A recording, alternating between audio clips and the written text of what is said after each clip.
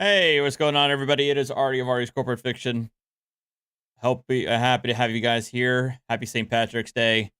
Well aware that I love how the United States celebrates it a lot harder, and a lot better than Ireland. And honestly, I don't even really have a whole lot to go on tonight. Just really a matter of a couple of follow-ups, or at least one follow-up. No, I'm sorry, 2 follow-ups on previous videos, one from yesterday, as a matter of fact. And a couple of other ones that I haven't checked out yet from sovereign citizens, and I think a couple of auditors too. But beyond that, I really don't have a whole lot here, but I'm sure you guys will be able to recommend me some videos to take a look at. So let's go right into the main event for sure. And this one is has to do with the the competency hearing. The guy who wanted to do a whole competency hearing, or excuse me, the Judge Washington wanted to do a competency hearing for this one, and we now got an update video that was posted by Old Squishy Gardner. So shout out to him, of course. And we're gonna take a look at that, and then another follow up that I was alluded to. I think Jassa, you did. I think Jassa, the one you recommended to me in the video suggestions, that's the one we're gonna take a look at next. All right, let's go for it. Is it okay? Everybody says Pad D with the double D, but isn't it Patty because of St. Patrick, right? Or am I being too correct? Is that the problem? I'm being too correct. Okay. Meadows Apartments versus Samar Tarika Day and Erica Witherspoon. Case number 23C0276. Oh, sorry. Again. I'm so sorry. People asking in the chat. Chili allegedly did have his hearing today. But he had filed in the morning. He filed a request to not have it recorded, and I think he won. So he did actually have his hearing today. My understanding. I'm not sure what the outcome of it was, but it did happen. But it didn't have. But Chili won out in making sure that it was not recorded. So our Nevada judges was not able to broadcast it for us. Sad. Your Honor, Christopher Borkin for the plaintiff. Good afternoon again. Where's my motion? Oh, I see it. There we are. All right, so first of all, there was Mr. Day. Could you please state your name, sir? I'm Tariq Martarikade. Thank you, sir. All right, so first of all, the court had adjourned this because I had some concerns about Mr. Tariq Day's capacity to be able to represent himself in this particular Thank you case. very much. I do not find authority. Carl for the $50 super chat.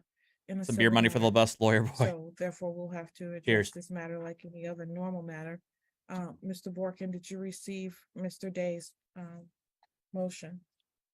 I did, Your Honor. He emailed it to me following the hearing. All right. Mr. Day, at this time, you can go ahead and argue your motion. The motion is that making an interim claim against the property, the alleged property, 251 302 Stevens Drive.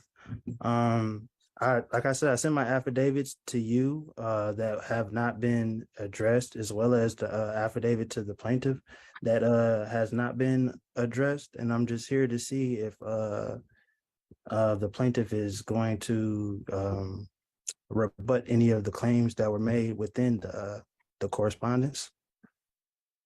What? Thank you. Mr. Borkin. Your Honor, I would respond to this motion by saying that it has no basis in Michigan law, landlord-tenant law. It's not within the court's jurisdiction to grant the relief that he's asking, or Objection. claims that he's bringing. Mr. Day, I didn't interrupt you. I'd ask that you grant me the same courtesy. Your Honor, Sorry. I'd ask you to Mr. deny Day. the motion and set this either for trial or be prepared to take testimonies if I know triable issue. Mr. Day, is there anything you would like to say? Yeah, I was attempting to keep this private because I don't want to cause any confusion out there. But I did send you a document in your ex officio capacity, placing you as a fiduciary Wait, what? to this case and account. What, the judge? Or the attorney? He made him a fiduciary. And which was not answered. So a notice of fault was sent stating that you agreed to the claims within the initial executive order. Again, that's not how contracts work. They're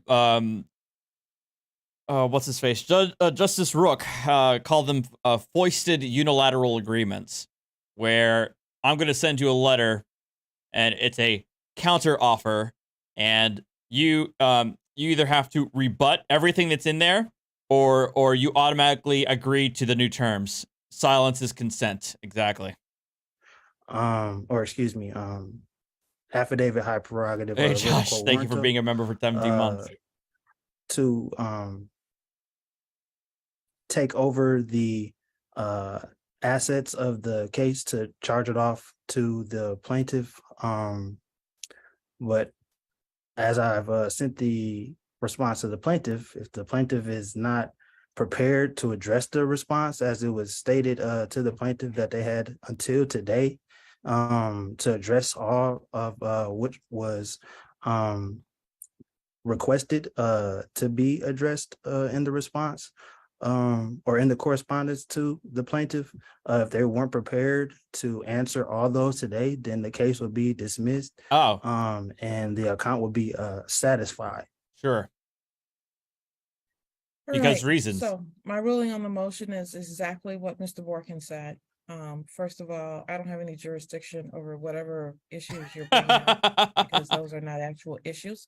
Secondly, that's not an actual motion. There is no basis for the motions that you filed in the law as we exist. Objection. Sir, if you object again while I'm talking, you're going to get held in contempt. Do you Ooh, boy. understand? Ooh. I don't understand what you're saying. I'm trying to I understand that the court doesn't have jurisdiction because it's Over your the property. motion, there's nothing that you have said that is even a real motion, sir. The motion is denied. It's it's an affidavit. It's not a motion. All right, I'm gonna schedule this for a hearing, at which time, sir, I advise you once again to go seek legal counsel. It appears you didn't do that at all. And then, I'm gonna schedule it on the 24th. Are you available, Mr. Borkin, on the 24th? I would be, Your Honor. I would not be available. Then if you don't show up to court on that day, sir, the hearing will be held without you. According to the Judicial Code of Conduct, you're supposed to extend. I'm not a United States citizen. Oh God, I thought he was going to say Black's Law Dictionary, but here we go. I'm a foreign national. Oh God, here we go. So Dub, thank you for being a 21 month member. Thank you very much, and to you and yours. And I'm here under my nation's constitution, laws, and bylaws, and I'm only here to settle the matters at hand. This is dealing with trust property. The property in question has been conveyed to the Tariq Samar Tariq Kade Living Trust, along with the personal information of the alleged defendants, which is now being used in the public without just compensation for the use of that private property. A promissory note was signed, the lease was signed, but full disclosure was not given that what was taking place was a consumer credit transaction, and cash is not a necessity to satisfy a consumer credit transaction. No, you can't just. I mean, but okay, well, okay. Let me back away. OSG is correct. You can use negotiable securities and gold in a sense of being able to pay debts. Yes, that it can be a recognized exchange asset of exchange. It doesn't always necessarily have to be hard currency, but I'm willing to bet you the terms of the agreement probably only said we're only going to accept USD. I'm willing to bet the terms of the rental agreement probably only said that they only accept USD. But with it even being a consumer credit transaction, full disclosure wasn't stated that the lease and the private property of the signature of the alleged defendants will be used to securitize that lease, and which by itself destroys or separates the lease. How did he securitize a lease on a rental property? The signature, because without us, the reason why you don't have subject matter is because we give the subject, which is the property, we make it matter, as we were the ones to sign a consumer credit transaction.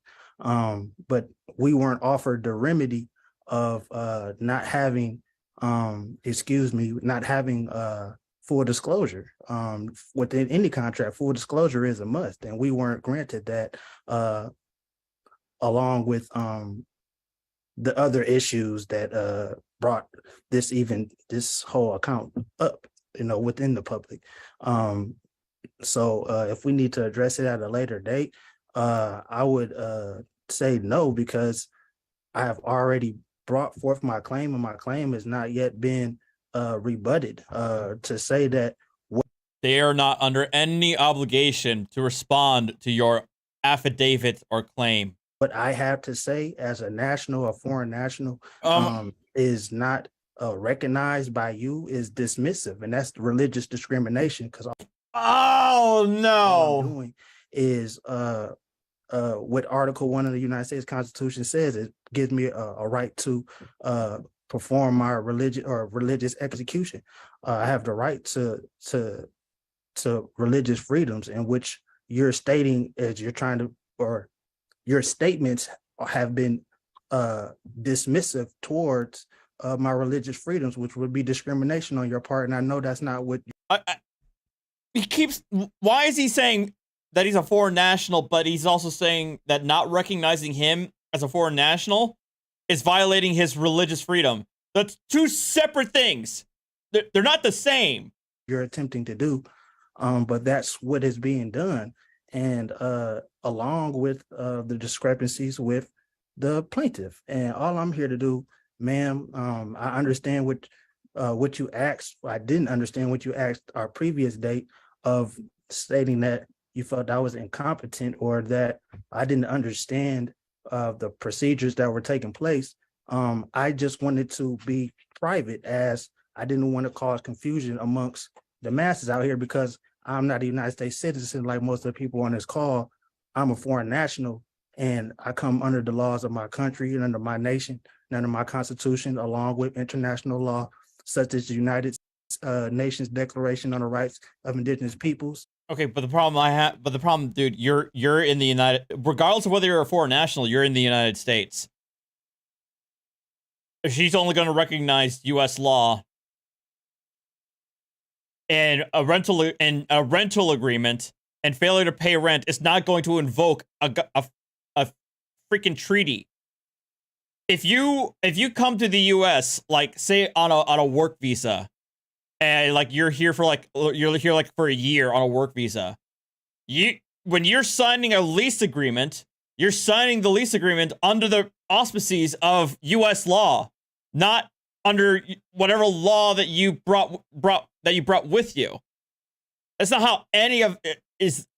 For you to say, "Oh, I'm a foreign national, therefore the laws of my foreign entity apply." No, that's not how that works. Along with the American Declaration on the Rights of Indigenous Peoples, which give us the right to self-government. He sounds like a Moor. And self-autonomy. Mr. Day, you've talked. Yes, ma'am. I will see you on March 24th, 2023 at 3:30. Is this excuse me, what is the type of case this will be?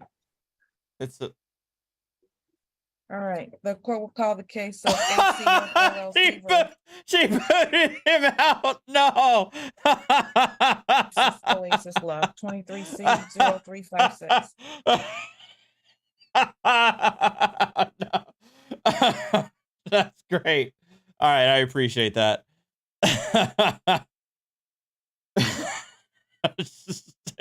Freedom. Woo. All right, I needed that. I definitely needed that. All right, we're gonna go to the update. This is all right. My dude changed his username. What's it? I know he had like some other name that involved the beaver. To the magistrate immediately. I haven't talked to him in ages, but he changed his name. But this is, if you guys recall a couple of weeks ago, this is Jassa's video, by the way. So shout out to you, Jassa. There, now you can't bitch at me for not shouting me out. Brandy Beaver, that was his name. If you guys recall, this was the husband and wife duo that was on the lam. Were hooked up at like a date at like a Hampton Inn or something like that. And she was the most talkative one out of the group. She was obviously the head honcho soft sit. Well, apparently there's an update to her situation here. So shout out to Jassa for giving me the link, and shout out to Brandy Beaver for finding the coverage, because I actually subbed to her channel, but she didn't have this this Zoom call on there when I went to go check it myself. So debts, they are there. But I said, honor for the record, this is a special appearance. I reserve all my rights without prejudice. I rebut all presumptions and assumptions. I seek remedy, relief, care, and maintenance for the blood flows and the flesh lives. And that's how they locked you up in the blood flows and the flesh lives.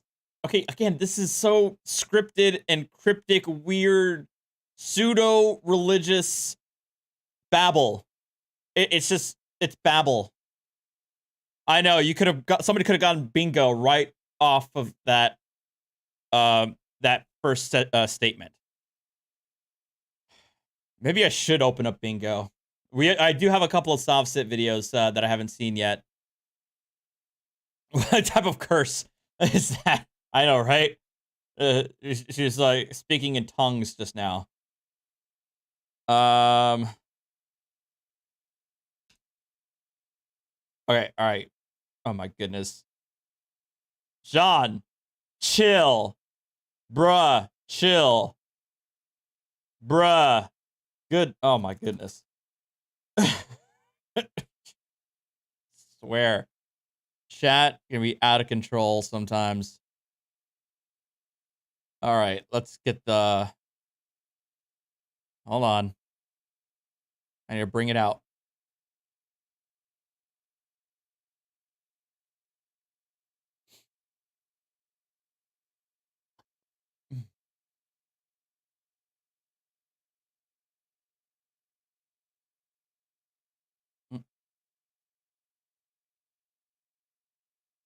Copy.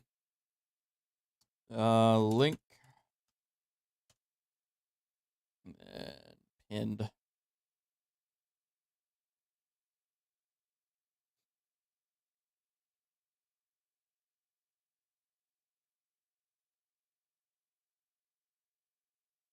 And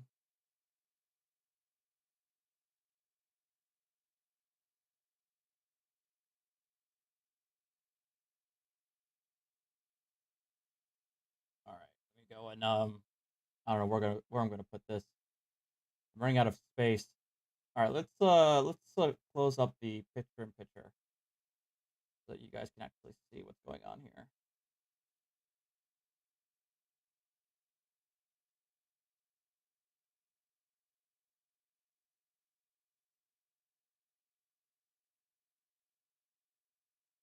Oop. There we go. That's good enough.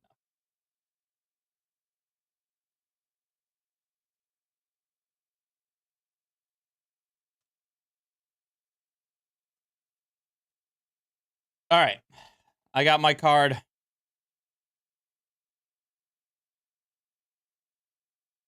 And I'm ready to go.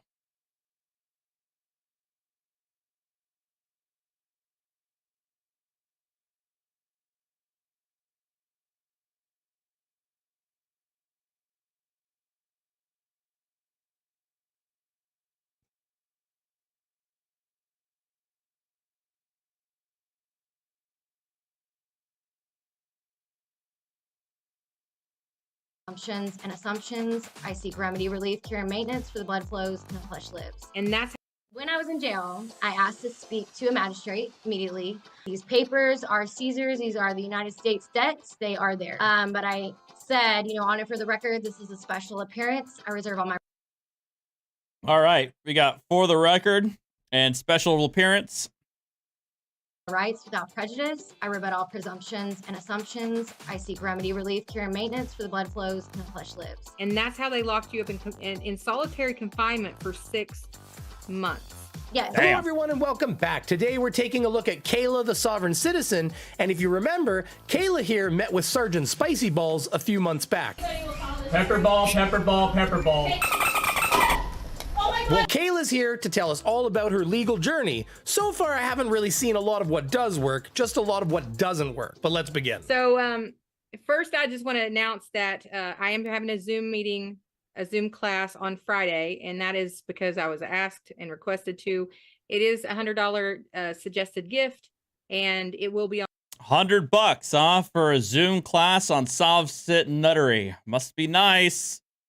Must be nice. Online for free afterwards. So, those who want to get online and ask Q&A and want that experience, it's probably going to be 3 to 4 hours.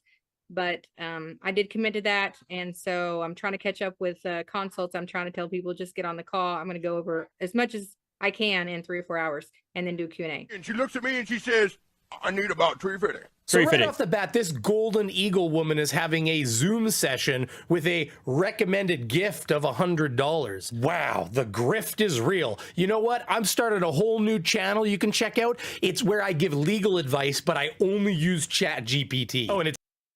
Yeah, I know, right? But they all do the disclaimers. I've been on so many different soft sit websites where they all have the disclaimers. We do not provide legal advice. We only provide, it's for entertainment purposes only. We only try to assist people, yada, yada, yada, yada, yada. And then seek advice from competent legal counsel. And this is on the same website that calls all attorneys like Satanist bar, British foreign agents, It's a recommended gift of $100 to get advice. Is so corrupt, and things are happening, and these elitist and all of these actors, they try to pretend that they can do anything they want, and they think that we can't, or that they expect us to abide by their statutes and codes. Statutes and but they don't even codes. abide by them Statutes and codes. There we go. themselves. So they go, and so you're going to reveal today what you've been through and what has happened, and we've got to get your story out, girl. Thank you. Thank you, Kalina's. Well, after the 19 I flew, months. I landed, I went through Department of Homeland Security checkpoints. Everything was good. And then we arrived at our hotel in Tulsa, Oklahoma, and we were there less than 12 hours. And we had Thank you, Thomas, for the gifted police membership. officers knocking on our door.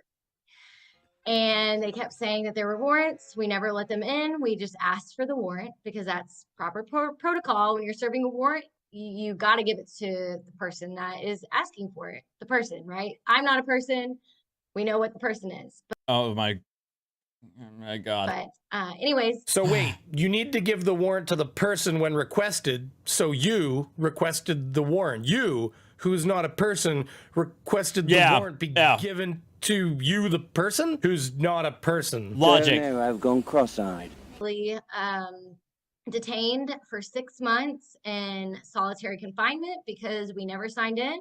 We only asked questions. We did not consent to anything. We were shackled and handcuffed. I do not. I'll count that as I do not consent. And she said we only ask questions, so she didn't say I don't answer questions. I don't answer questions. And beaten and tased for our private property of our fingerprints and photographs. Was she tased? Yes, I think he was tased, not her. The body cam footage of the officers is actually on a YouTube channel, so you can go and see. And all my authenticated birth bonds and that were endorsed and endorsed, the Social Security card, packages to secretaries of state, the mail log, green mail receipts, 6 months worth of receipts that we're going to go back to the Treasury, our family record Bible, our UCC ones, our UCC. There it is. UCC. DBAs, like everything was in this hotel room, and they left all of our property. So Kayla and her husband here, is that Kayla with capital letters or Kayla the corp? It doesn't matter. Kayla and her husband apparently turned the entire hotel room into the law offices of Dunce and Cap. They had everything in there. I mean, where in the hell are they going to get another copy of Titanic on VHS? Oh. I was in jail. I asked to speak to a magistrate immediately. I was held for 52 days without going to any court. I never received any paperwork. They would upload their paperwork to their online OCSEN.net, I believe that's what it is. And I would have the enacting officer printed out for me in what's called the law library, which is just this little room where you can go to for like an hour a week.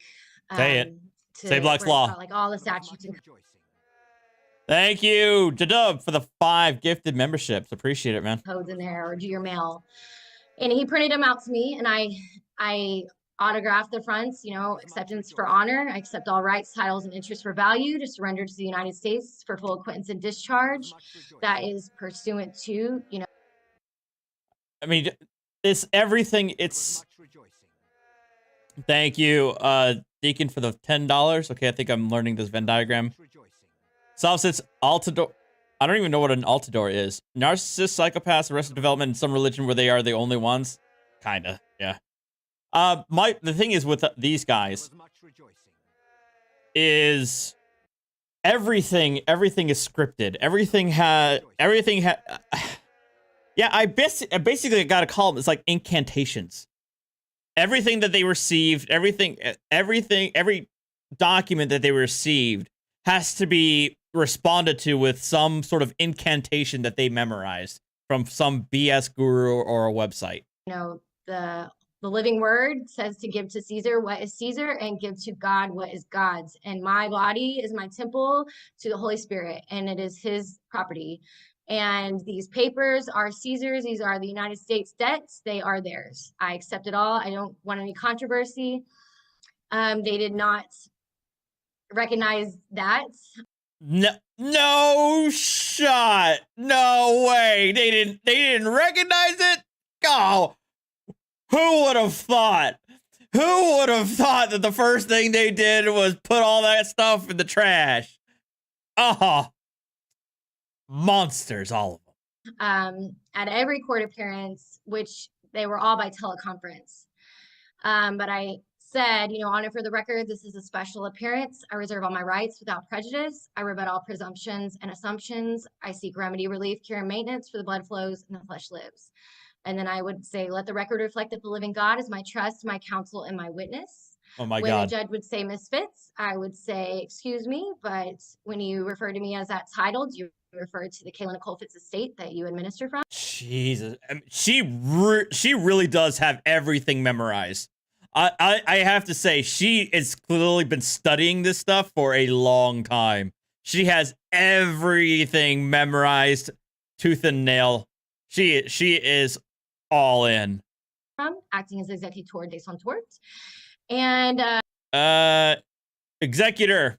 There you go. Executor / beneficiary. He did not acknowledge that. And I asked him on the record, do you have proof by way of a sworn affidavit signed under the pains and penalties of perjury that I am that name? Oh He my said, God. I asked for the warrant, which is a check. I asked for the complaint. A warrant is not a check. What? Which is a What? the pains and penalties of perjury that I am that name. He said no. I asked for the warrant, which is a check. I asked for the complaint, which is a voucher. I asked. The complaint is not a voucher. What? Oh my God, I forget these guys. Everything to them is like a freaking transaction. Everything to them is like they couch everything in commercial or financial terms. It's so asinine. Asked for all those things on the record. They were never given to me. Then I asked, do you have a claim against me? Do you know anyone who has a claim against me? Does anybody in the courtroom have a claim against me? Nothing. And so I said, I accept all rights, titles, and I said that on the record, and I asked for the orders of the court to be released to me. Nothing that I did worked in the court.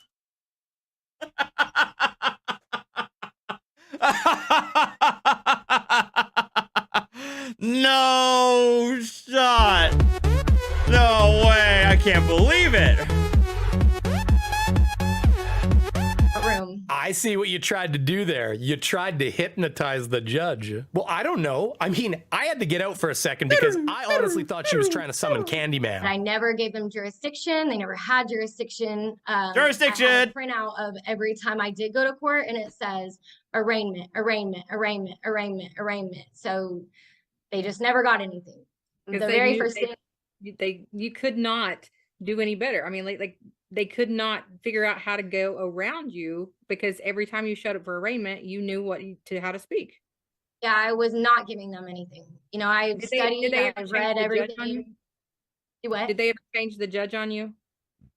At the beginning, when I wasn't seeing the judge, it was a Rodney Sparkman, and he put in the docket that he put in his own plea, which is 28 CFR. Like, that's against, they cannot give your own pleas. No, what happened is you refused to give a plea, and so the judge entered a plea of not guilty on your behalf. I'm not that defendant. I'm not that name. That's an estate you're administering from, right? So he put in a not guilty plea. So I did a plea in abatement. So I said, this, you're not supposed to plead, but I put in this document that one, the plaintiff is a fictitious entity. The state of Oklahoma is a business listed on Dun & Bradstreet. Naturally. Oh my God. She's got everything. She's got the Dun & Bradstreet number. And I gave the principal's information. And then the two on this plea abatement, I said, Kayla Nicole Fitz is a fictitious entity. And they never rebutted it. So They never rebutted it. They didn't respond to it. Therefore, everything I did is truth and fact and law, and they have to abide by it. Wait, what do you mean I'm still in jail?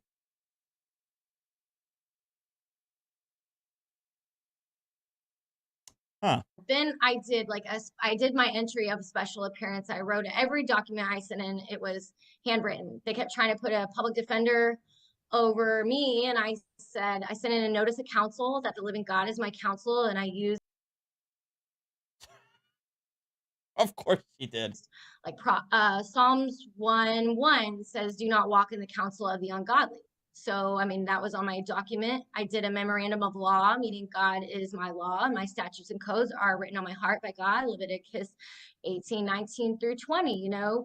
I did a memorandum of fraud pursuant to like all crimes are commercial. I sent them interrogatories, they never rebutted. I gave them a default and dishonor. I sent There a it is. fiduciary appointment, Form Naturally. 56s. Of They're all course. on the record. Anything Yeah. I did, I deposited. I sent them a whole holy Bible that I sent in as a special deposit. They returned it to me, so I mailed it to them. I said, "This is my trust, my security agreement, and my bond."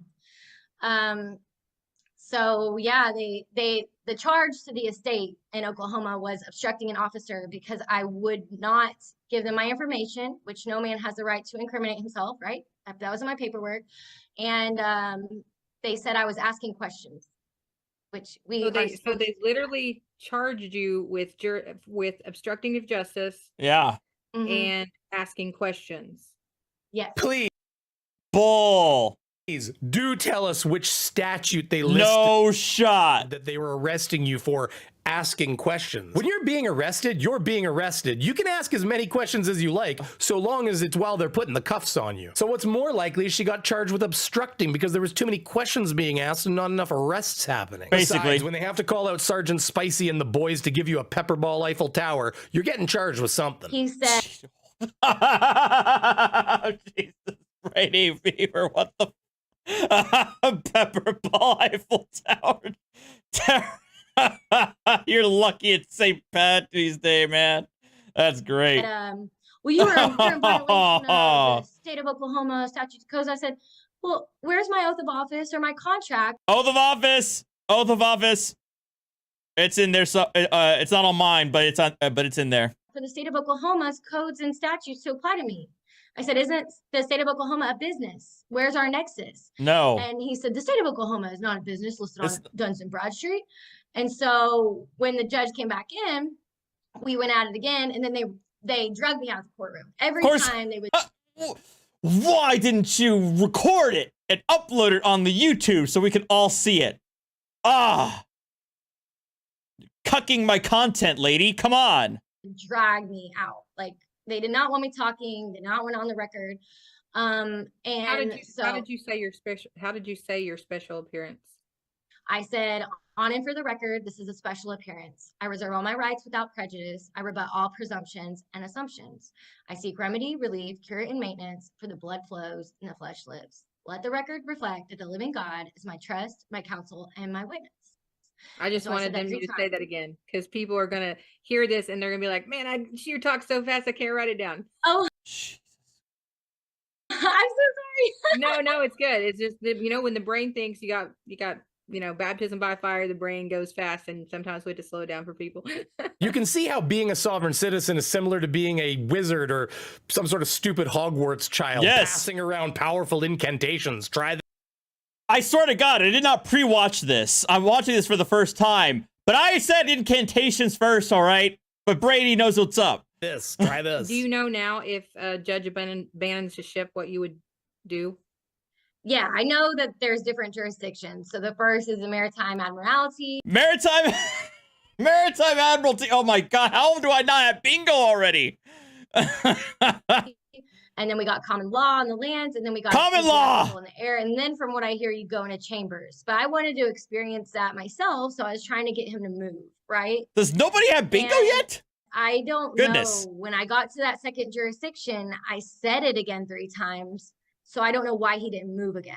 You know what I mean? Yeah, see? 3 times. She was clearly summoning Candyman. Biggie, she should have said Biggie Smalls. Anthony Princiati, you make that quote because you're joking. I know the earth is flat. Well, I went to the list of channels she subscribed to is public, and more than one of them is a flat earther channel. 3 times. When I went in there that day, I said, "This is it. Like, I'm done with being here. I'm gonna be released today." You know, but they drug me out the second time, so I don't know what I did wrong because I did it the exact same as the first. So maybe if someone happens to me. I've heard that when a judge abandons ship, that you can now Judges abandoned ship. You're now the captain. You have to take over and say court dismissed. You know, without prejudice, I'm now in control of the court, and I call that this case is to be dismissed. And then what? By magic, the case is dismissed. Oh, but you're still in handcuffs and you're still being led back into the jail. I thought the case was dismissed by you noting the judge abandoned ship. Why is it not working? I wonder why. Completely without prejudice. So if that's wrong, I mean, I've heard people say this, but I mean, I don't know the actual verbiage, but I'm going to leave the comments on for this video because I think it's going to be very important. So anybody that does know the answers that can correct us, we have no problem with it. If you guys know the answer, please tell us, because I think what I said was wrong. Just wait for the YouTube commenters to chime in. You know, we know what we know, and Kayla, you're one of the most thoroughly experienced. God bless your heart, because you are one of the most experienced people that I've met that's been in the fire. I'm going to jump out on a limb here and say you have about as much chance of being right as Ron Burgundy did when he said that diversity was an old wooden ship. But nice try. But as for the part where they asked if anybody in the know could correct them, we get this beautiful post. The problem is she admits in this Zoom call at every stage in the game, none of it worked. Everybody ignored her. And yet they're so in deep in their ideology that they can't even figure it out. It can't even click for them at this point. Meanwhile, oh my God. Christy Withek writes, each time the judge leaves and returns, you have to say that statement slightly what? After stating living being flesh lives, blood flows, ask for dismissal and remedy. After stating living being flesh lives, ask for strategy and maintenance. As for stating living being flesh lives, blood flows, state I am under God's laws and nothing. If the judge does leave the first time, that's your opportunity to state the judge. Again, they think it's magic. Popping in to say that's Christy with a K, and I'm an idiot. They think it's magic. The judge leaves and returns, you have to say the statement slightly differently because you're in a different jurisdiction. Oh my God. Land. After stating living being, flesh lives and blood flows, ask for dismissal and remedy. Water. After stating living... This is fan fiction. It's like they're LARPing, but they have real world consequences. Being, flesh lives and blood flows, ask for strategy and maintenance. Ship equals maintenance. Oh my Air. God. After stating living being, flesh lives and blood flows, state, I am under God's laws and nothing stands between myself and the divine. A word I can't pronounce. If the judge does leave the first time, that's your opportunity to state the judge has abandoned ship and I am taking over this case now. And I declare this case closed and discharged. I sent them a private self-executing agreement, security. Self-executing agreement. Of course. That's not a bingo card, but it's a hilarious term. Look, I'm not going to sit here and say I know everything about the law. I'm sure there's probably some legitimate thing that is self-executing, but I doubt it. I'm going to say it's probably not, but self-executing agreement is just a funny term for me. Have this affidavit of publishing that I had published in the newspaper for my fee schedule. I have everything. Fee schedule that we're supposed to have. I've got. So, I mean, also read Kingdom of Heaven, or Kingdom of the movie. Kingdom versus Empire by Rourke. I read that front to back. I never really got to listen to his stuff. One time I did about the bonds. So I turned in all the GSA bonds. I turned them in Arkansas and Missouri. They did not honor them. Of course not. Again, another thing that didn't work. So, I mean, I've done a lot of stuff, but Rourke is really, really good. David Straight is really good. Oh my God, she mentioned David Straight. We are going to talk about him.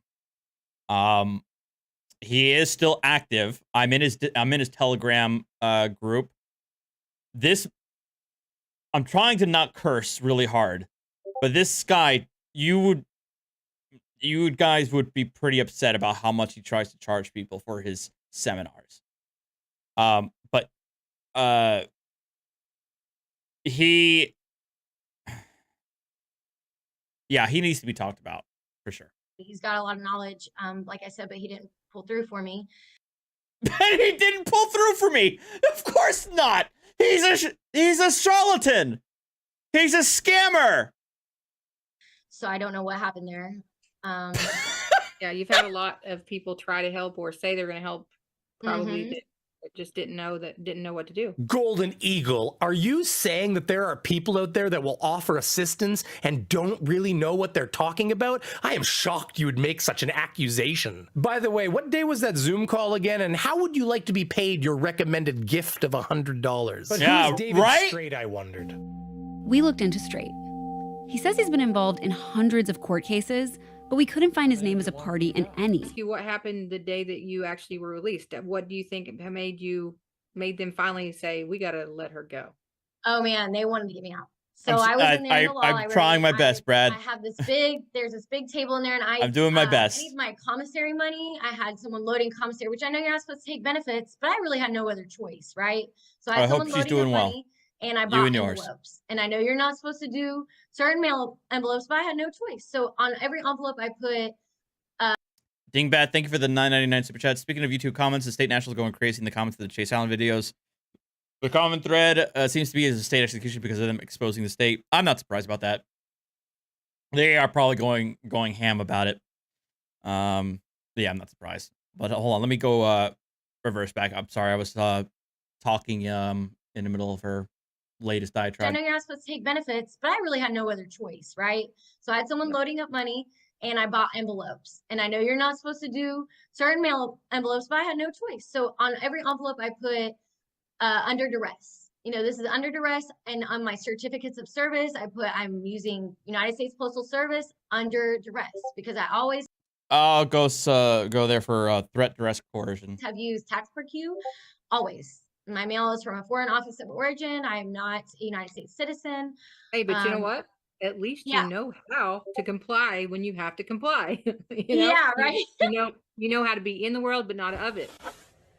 Bitch, are you dumb? Pardon me? Are you dumb? I think she's I dumb. think she's dumb. I think she's dumb. think Are you're you, like, medically speaking, are you like, Like, I'm not trying to be mean. Like, are you dumb? I think she's dumb. I think she's dumb. I think she's dumb. Do you think Oh, she's dumb? You have to be seriously joking, right? Kayla knows when to comply. This is the actual statement you're going to make when we all know how she got arrested. She had that date with Sergeant Spicy. I know. Pepper ball, pepper ball, pepper ball. Oh my god, you guys! Come out with your hands where I can see them. 103, they just shot. Come out with your hands where I can see them. I have this stuff all over me. Come out with your hands where I can see them. I have an officer of the court on the phone. Come out with your hands where I can see them. I'm Come out with your hands where I can see them. You got only one good one. Yeah, I see that. Anyways, I think that's going to be it for me today. There is more there, and I may make another video. But in the meanwhile, if you want to see more of Kayla, the courthouse captain, head over to Team Skeptic's channel, where you can actually see her have her very own Mr. Gray moment with Sergeant Spicy and the boys. If you haven't yet, think about subscribing, hitting that like button, and possibly even becoming one of my fantastic patrons or members. Thank you very much, and have a good night.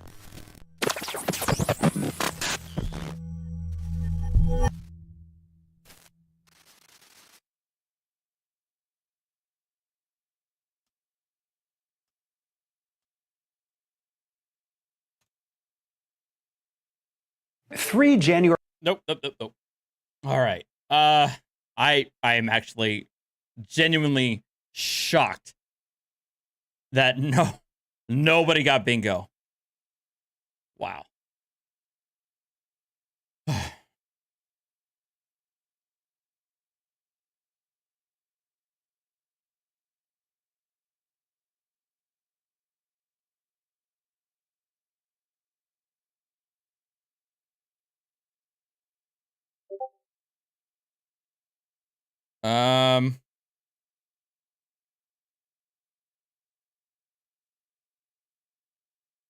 We're gonna take a look at Van Balian now,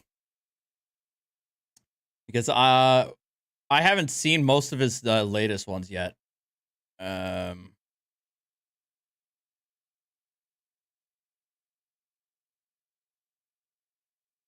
I'd like to speak to you regarding this while he processes my paperwork. Could you please get my the driver's license that I handed you? I'm ordering you out of the vehicle. You're You're coming out of the vehicle one way or the Sir, other. if you put your hand on me, I'll charge you 1,000 silver dollars per incident.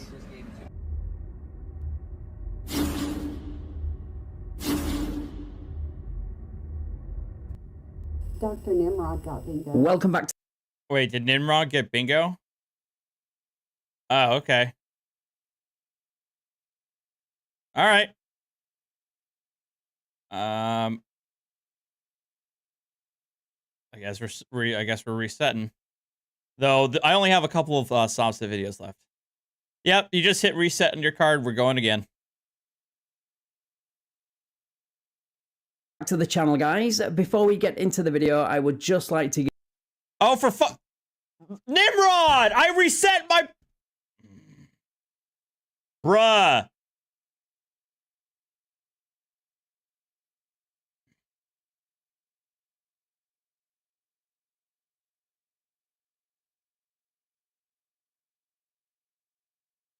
I'm very upset with you right now. Now I have to remember which ones I'm sorry.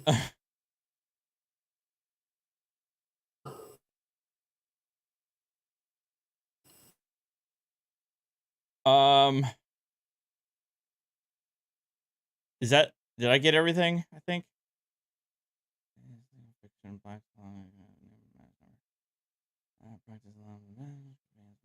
I think that's enough. I think those are all the ones I got. Yeah. All right. give a huge shout out to Team Skeptic for finding this absolute gem. Team has already covered this one, but if you haven't already seen it, then please go check out his version. Link in the description. Everybody go back to what you had before. Nimrod, you're on my, I was about to curse again. You're on my my list for the evening. And don't forget to subscribe while you're there. Right, on to today's video, which comes out of Ohio and is yet another right to travel fail and arrest. Unfortunately, in this video, he decides to include his kids in his soft sit shenanigans, so they get to see every single one of his dumb arguments fail and then see him led away in silver bracelets by the supervisor he demanded. Right, let's...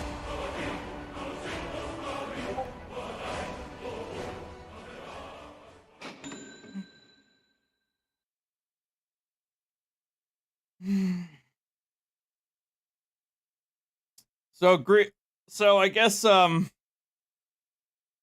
Green Menace, thank you for the $99.99 super chat. Did the volume work? Were you guys not as freaked out as before? Holy sh... Will I say I'm like a bird? What? It still works for me. If you... It works for you on your end? Yes. Oh, it's because Discord is getting the regular desktop audio. That's why. It's only through people who are listening to the stream through OBS. So yeah, unfortunately, Mandy, you're getting the full amount with me. Sorry. Let's get into the video. But as soon as I pull up with my lights on, in my uniform, full uniform, stopped that is for my you, sir. presence. My I presence stopped enough for you, sir. is, And I'm glad to comply. You're not complying. Now, No, if you- not at all. You understand? I You do not that you're understand. I complying. do not understand. Okay. I'm happy to comply. Do not stand under. You can be a convicted felon right now. And I have no will. idea. You know that? I do not understand. I could be in danger right now. You're not in danger. I could be though. You are not People in tell- danger. People lie to me all I the time. certify to you that you are not in danger. Okay, so the beginning of this You certify verbally? stop wasn't recorded, or it was clipped out because, well, not stopping for the police when they have their lights and sirens on doesn't look good on camera. Even more so when you have your kids in the vehicle. You know, which I get, I understand, these are soft sit, that's what they do. But now he wants the trooper to trust him when he tells him he isn't dangerous. Well, I'm sorry, but that's just not how that works. Why do you have all the? Where are you coming from?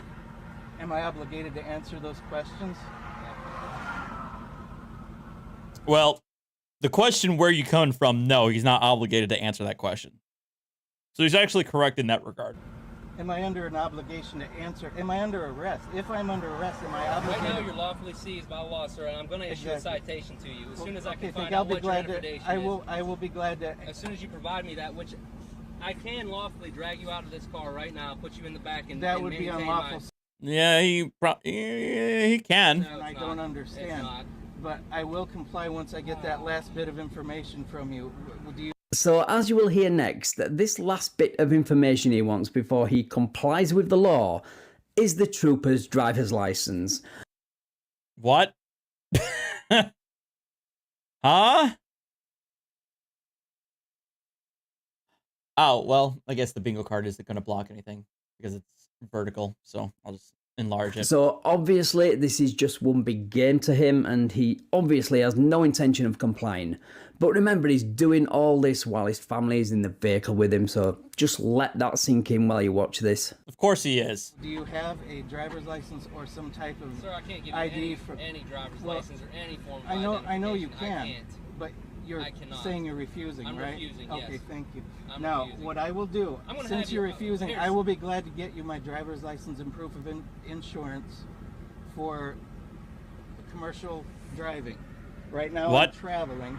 I'm Ah. under law jurisdiction. So now he's gone from, I will comply when I get the trooper's license, to, since you're refusing to show me your license, I will comply and give you my driver's license. And then he tacks on part of his sovereign citizen script like it will somehow make a difference. And he expects to be taken seriously. So I'll be glad to give you that. Do you have a phone number where you can be reached at your post or 419-562-8040. 409-862 419-562 562 8040. 8040. No, I'm going to still say it's got to be commercial activity. Cooperation, and I will provide you with those commercial documents you request. But at this time, I am informing you that I am not under commercial jurisdiction. I am not operating under commercial jurisdiction. I am traveling. Say commercial activity. Yeah, you said that already. Continually repeating it will not magically will it into existence. Also, is it just me, or is this guy trying to imitate the language used by cops, like he has an uneasy fascination with law enforcement and was maybe at one point rejected by the academy and now has this weird grievance? Maybe? Do you have any weapons in the vehicle, sir? Sir, I'll be glad to answer any questions for you once your supervisor. Do you have any weapons on you? I do not need. Sheriff supervisor. You got sheriff supervisor. You any harm, and I will be glad to answer any questions and discuss this once your supervisor arrives. Thank you. Bless him. He thinks a supervisor who probably has better things to do with his time than to stroke this guy's ego is going to turn up and somehow have a long drawn-out discussion about the law on the side of the road with him. He's going to be seriously disappointed. Also, asking you if you have any weapons in the vehicle is not a question you should really be ignoring when you have kids in the vehicle with you. It's selfish and irresponsible. Right now, I have to inform you that you are making me very nervous, holding Okay. my door open like that. Here is a commercial driver's license. Pretty sure it's Indiana And here is proof of commercial liability insurance. You mean your non-commercial driver's license and standard motor vehicle insurance, which you could have easily handed over to the trooper at the beginning of this stop when he first requested it. Instead, you have to turn it into this circus. Unbelievable. Now, I also must inform you that I do charge fee schedule things that I consider violations against my freedom as a man. I am not charging you at this time, but I will charge you if you keep me longer than 10 minutes, if you do me any harm, if you put me in shackles, if you arrest. Todd Norton, real quick, did Chase Allen deserve 14 bullets? It doesn't matter the number of bullets. What matters is whether or not that first bullet was justified. And I believe that first bullet was justified.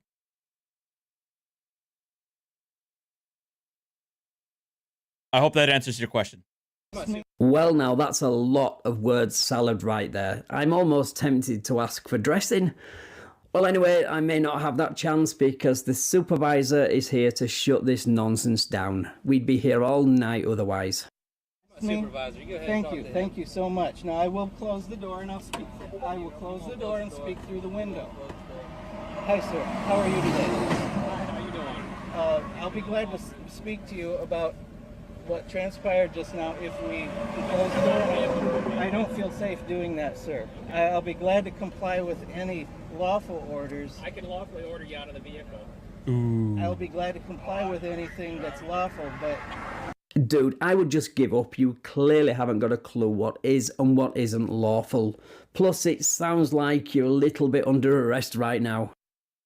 Right now, he's in violation of my...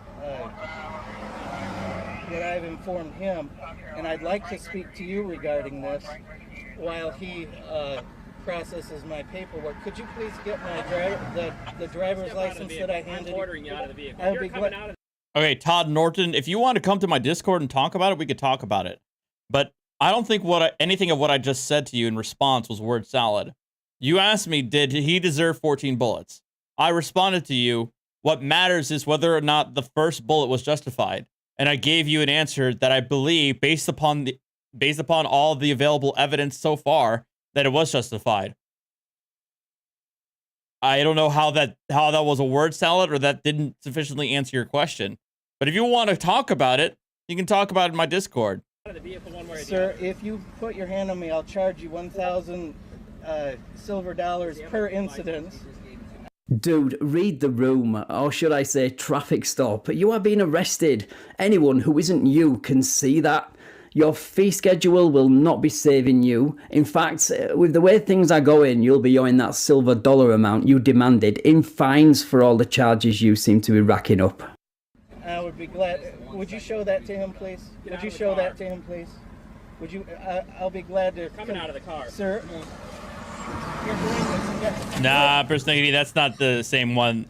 That other guy was named Mike or something like that, Okay, or Mark. so he was arrested for obstruction and led away in silver bracelets to jail. And his other half did eventually produce her driver's license to prevent the vehicle from being towed. But the video ends before the trooper came back to confirm this, so there is no final conclusion to this video. Other than the obvious one that these two are terrible parents to put their kids in this situation. I didn't show it, but the kids were audibly upset in the aftermath of their father's arrest.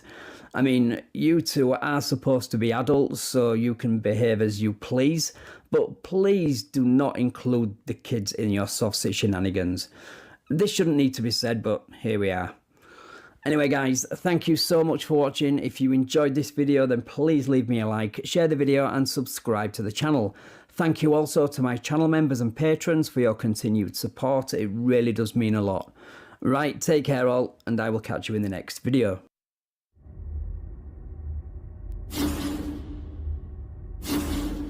Alright, this next one is straight out of Arizona. This is the other one that I haven't seen from Van. I went on the passenger side. Started asking questions, he just rolled up the window and turned around and started dialing people. I'm like, nope, you're getting out. I don't understand why they think we're making it up. You know what I mean? Like, I even told them the statute. I was like, 28, 1595 requires me to give your driver's license. I'm investigating you for a crime. Pennsylvania versus Mims, the whole Like, I said everything, I did everything I could, but nope, he ain't saying nothing. Yeah, I know this is an older one, but I have actually not seen this yet. Welcome back to the channel, guys. Today's video comes out of Sedona, which is close to Flagstaff in Arizona, where yet Hey, I was there recently. another sovereign citizen / American national is caught driving on fictitious plates and turns a possible ticket for displaying that plate into an arrest for refusing to ID, displaying a fictitious plate and resisting arrest. This is bodycam footage that he requested and received, so his own version of the video is littered with edits of him misquoting cases like Dickie v. Davis, Thompson v. Smith, Self v. Ray, and Techline v. Danforth. Naturally. Now, we've seen all these cases debunked 1,000 times because soft-sits like to cherry-pick them to within an inch of their lives. So I'm not going to subject you all to those edits. I'm just going to concentrate on the traffic stop and arrest. However, if you do want to see that version, then there will be a link in the description. Right, let's get into the video.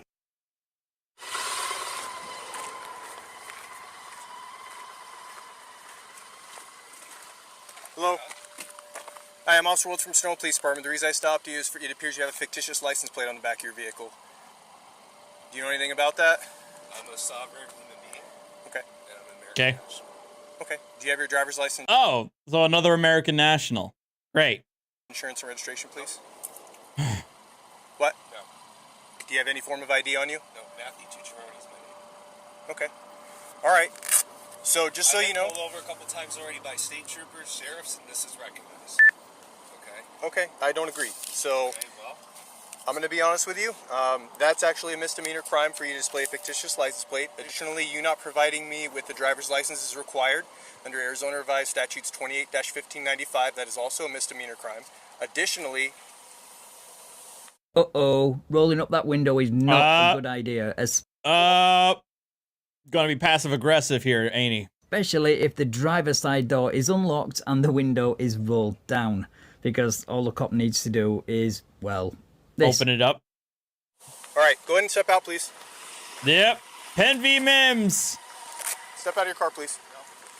Nope. I didn't do anything Mayor wrong. 1, I need another unit. Step it up, please. I did not do anything wrong. Pennsylvania versus Mims is a Supreme Court case law that says you're required to get out of that car if I ask you. If you do not, I'm going to force you to. Hold on a second. I'm calling my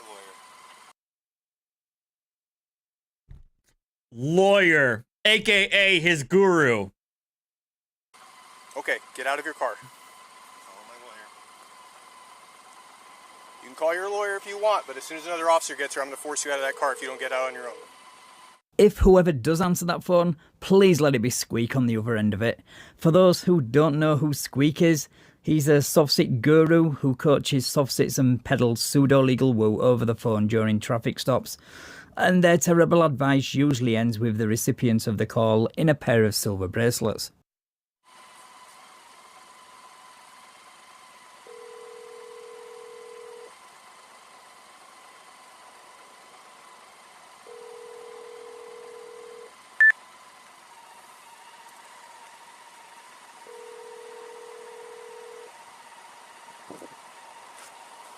Mary, what I'm code for now, he's just not getting out of his car. Thank you, 90s Nostalgia Dudes, for the $5. You're being detained right now. And Pennsylvania versus Mims is the United States Supreme Court under case law. arrest? You're being detained. Why? Because Why? I told I'm you, I'm confused. investigating one crime. Okay. You also said you don't have a driver's license, which is another one. And if you don't provide me a form of identification when I'm investigating you for a crime, that is a third crime that I'm investigating you for. There is no crime. You are required by law to provide me your true full legal name if I'm investigating a crime. Okay, well, this car, If you do not provide me with your true full legal name, you can be arrested for that. Matthew Tucciarone. Okay. Do you have a driver's license or any other form of I am identification? a sovereign being. My name is Matthew Tucciarone. Okay. Again, Arizona Revised Statutes 28-1595 Hi, Officer Beers. requires you to show me an ID card or driver's license. Class 2 misdemeanor. Listen, there's a lot of people Get in out. town with the same license plate. Get Oh, right. So because other people are quite happy to break the law, that makes it okay for you to break the law. Yeah, exactly. Well, I'm sorry, but that's not how the world works. And you guys have the nerve to call people who call you out on this nonsense shit. I mean, let's be real. You know how often I speed? Every day when going to work? Every day. Just I haven't been caught yet. But if I get caught, I gotta face the consequences. Let's be real. Don't tell me to shut up. I know you do it too. I'm not going to BS people on here. And if you're saying that you don't speed, you don't go 5+ over the speed limit on the public roadways, you're lying. You're a liar. Nandy, I don't want to hear your lies. I don't want to hear your lies. You could go for it. Either you take public transportation or you're lying. So it's just a matter of you haven't got caught yet. I've never gotten a ticket once ever in my life. Oh, yeah. Okay. Gotcha. Okay. Sure. Okay. Whatever you say. Cheap. Get out. No, I'm not getting out of the Okay, car. This is I'm not, gonna give I you- didn't do anything wrong. All right, I'm not getting out of Matthew. the car. I've done. If you do not get out, I'm gonna force you out. Matthew. He's going to use force. Remember when I mentioned that he edited this video? Well, this is his text, so I'm just going to address it for a second. Force will only be used as a...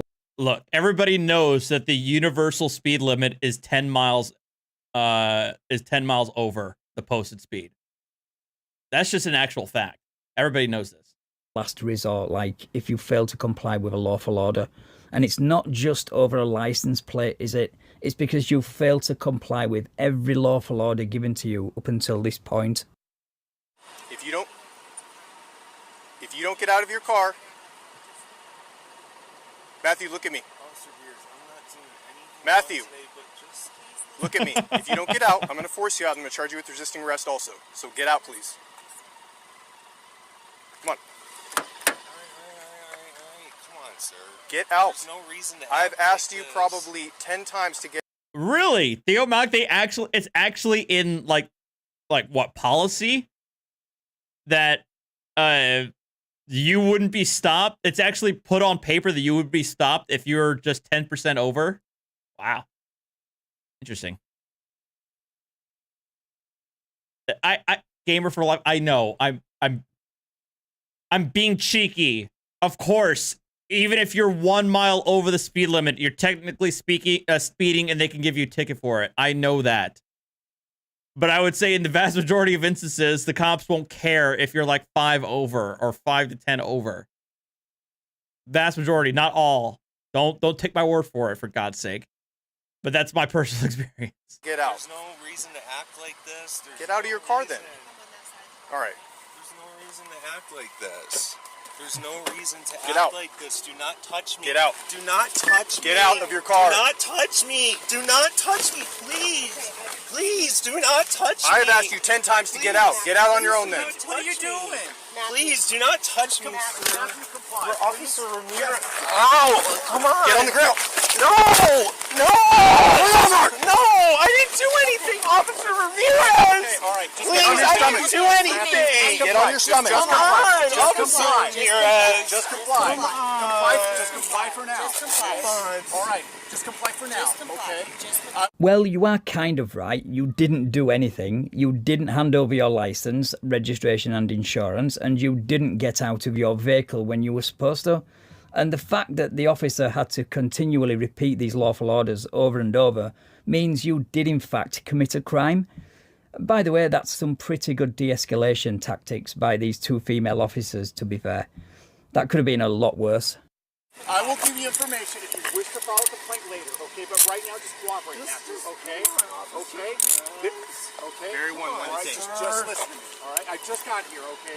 But right now, the best thing you can do is just comply, all right? If you want to file a complaint, I will give you that information, all right? I promise, my superiors will overlook everything. Okay, all right? But he had to repeat himself, all right? Like I said. All right, just stand up for me, okay? Stand up, all right? Matthew, what are you Come on. Let's go back to your car. with the sovereign plate on? What the hell does that cop know him on a first name basis? Like, dude, what are you doing, man? The last time we talked, you were cool. What are you doing with a sovereign citizen plate on your car now? What's happened to you, man? You are detained. You were detained from the beginning when I told you that. Just relax, all right? I know. Just relax, okay? Right now you're safe. You are safe. You got a sovereign plate on there. You did comply with my officer here. Okay? All right, just relax, all right? You are safe. Go ahead and take a seat for me, all right? Just relax, Matthew, okay? Just like this. I just want some. Put your feet in for me. I'm not gonna go. Please just listen to my officer. Just Put your listen to feet my inside, officer. please. Okay? We'll get you some water. We'll make you some comfortable. Right now, we got to do what we got to do, all right? Okay? What's up? Just please comply, Matthew, all right? I'm here, all right? Okay? Just comply with this, all right? We'll make you comfortable here in a minute, all right? Just relax. Watch your leg, okay? Can you watch him for a second? Yeah. I didn't get a chance to pat him down.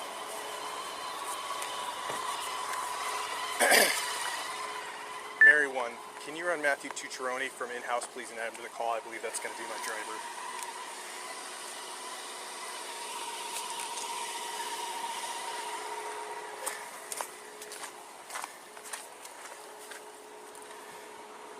Did he say, oh, he did say, am I being detained? I forgot about that.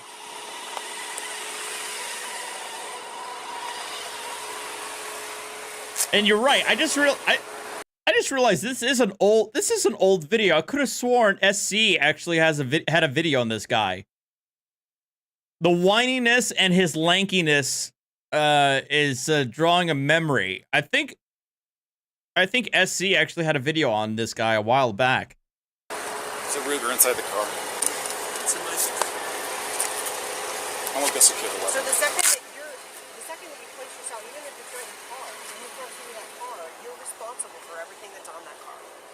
Okay, so if you're driving around in that car, you're accountable for it. All right, did you go by Matthew? Yeah, okay if I call you that? I completely forgot. I'm going to read you something, okay?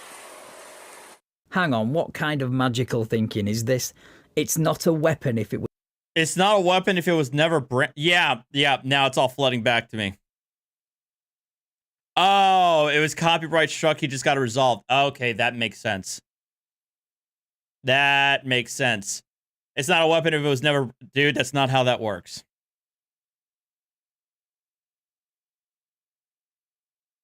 Was never brandished. Is this another Supreme Court case he's trying to cite? I mean, I'm sure it's not, but let me know in the comments if you know what he's talking about here. Because by that logic, an apple is not an apple because it was never eaten. I don't think that's how the world works, dude. A weapon is a weapon, wherever it is. So, at this time, you are under arrest for displaying a fictitious license plate, refusing to provide me with your driver's license, and resisting arrest. Okay? Please listen. I'm going to read this to you, then we can talk a little more, okay? You have the right to remain silent. Anything you say can and will be used against you in a court of law. You have the right to talk with a lawyer, him or her present while you're being questioned. If you cannot afford to hire a lawyer, one will be appointed to represent you free of any cost to you. You can decide at any time to exercise these rights and not answer any questions or make any statements. Do you understand each of these rights? I'm gonna make myself sad if I start thinking about him. Jesus.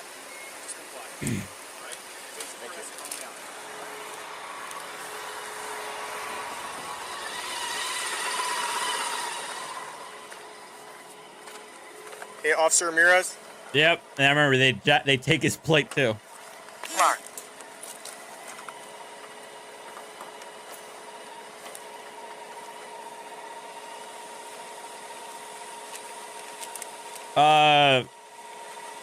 I'm having Killian's Irish Red.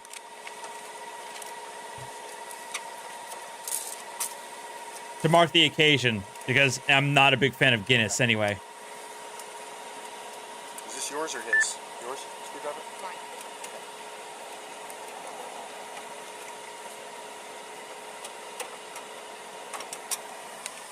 Yeah, I went on the passenger side, started asking questions. He just rolled up the window and turned around and started dialing people. I'm like, nope, you're getting out. I don't understand why they think we're making it up. You know what I mean? Like, I even told them the statute. I was like, 28, 1595 requires me to give your driver's license. I'm investigating you for a crime. Pennsylvania versus Mims, the whole thing. Okay, so another sovereign citizen gets arrested because he doesn't think the laws in Arizona apply to him. Well, he found out the hard way that they do, and they even took his fictitious plates away so he can't use them again. Anyway, thanks for watching, guys. I really do hope you enjoyed this video. If you did, then please leave a like, share the video, and subscribe to the channel. If you really enjoyed it, then please consider... And this is the last one that I haven't seen yet from You a from sovereign Van. citizen, sir? Sir? You a sovereign citizen? I am. Okay. Wow, he admits it. Finally. Man, just own it. Take back the moniker, you know? Welcome back to the channel, guys. Today we head to Texas for yet another right to travel fail, where this self-described sovereign citizen gets pulled over for driving without insurance and outstanding warrants that stem from his refusal to pay previous tickets. This leads to his arrest and a ride to jail, where he makes some wild claims about the Constitution and contradicts himself a lot. Right, let's get into the video.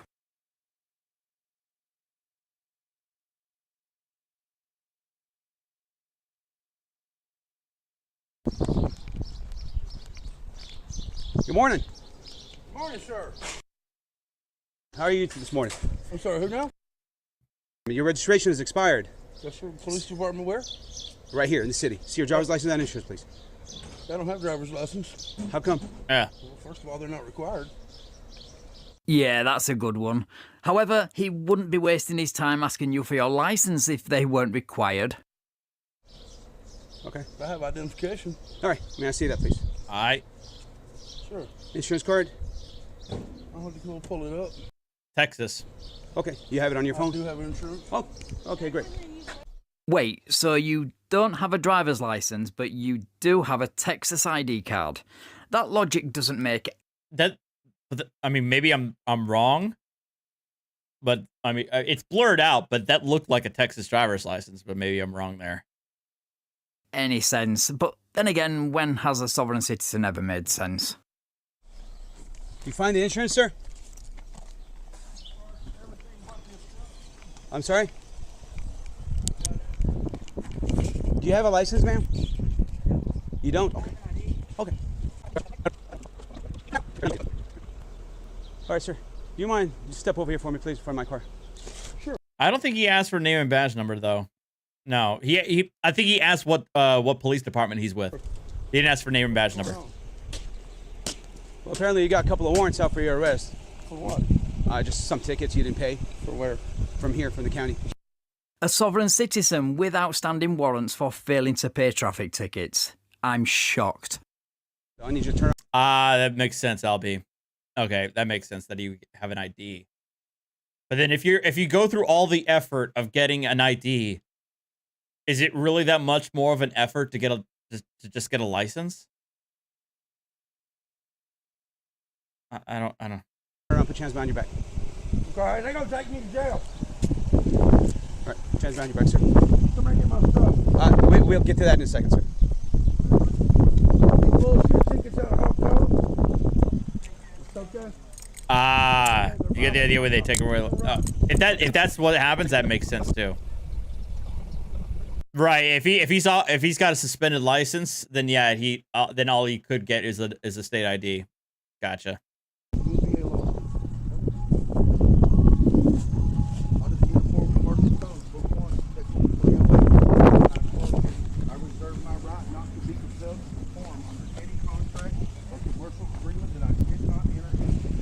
Voluntarily and intentionally.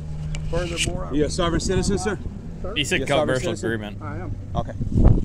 Well, you know, that's kind of unusual. A sovereign citizen openly admitting to being a sovereign citizen. I know, right? Kind of like saying, yes, I'm a domestic terrorist.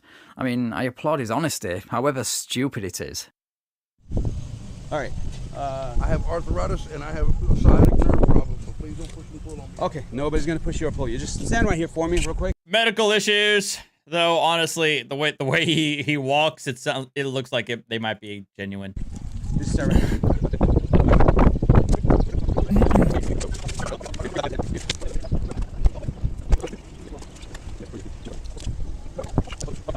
Are you okay there? They're not tied on you or anything? No. Okay, good. Let's go this way, please. Oh, I cannot wait for this. I love me some Sovereign Citizen garbage. Let's get into it. All right, we better get some bingo. We recording?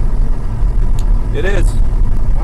Okay, I do think it's weird that he's in the front passenger side of the car, but hey, you know what? It ain't my county. So I get my spiel right into the camera, right? Your spiel? Go ahead. That's what you say, yeah.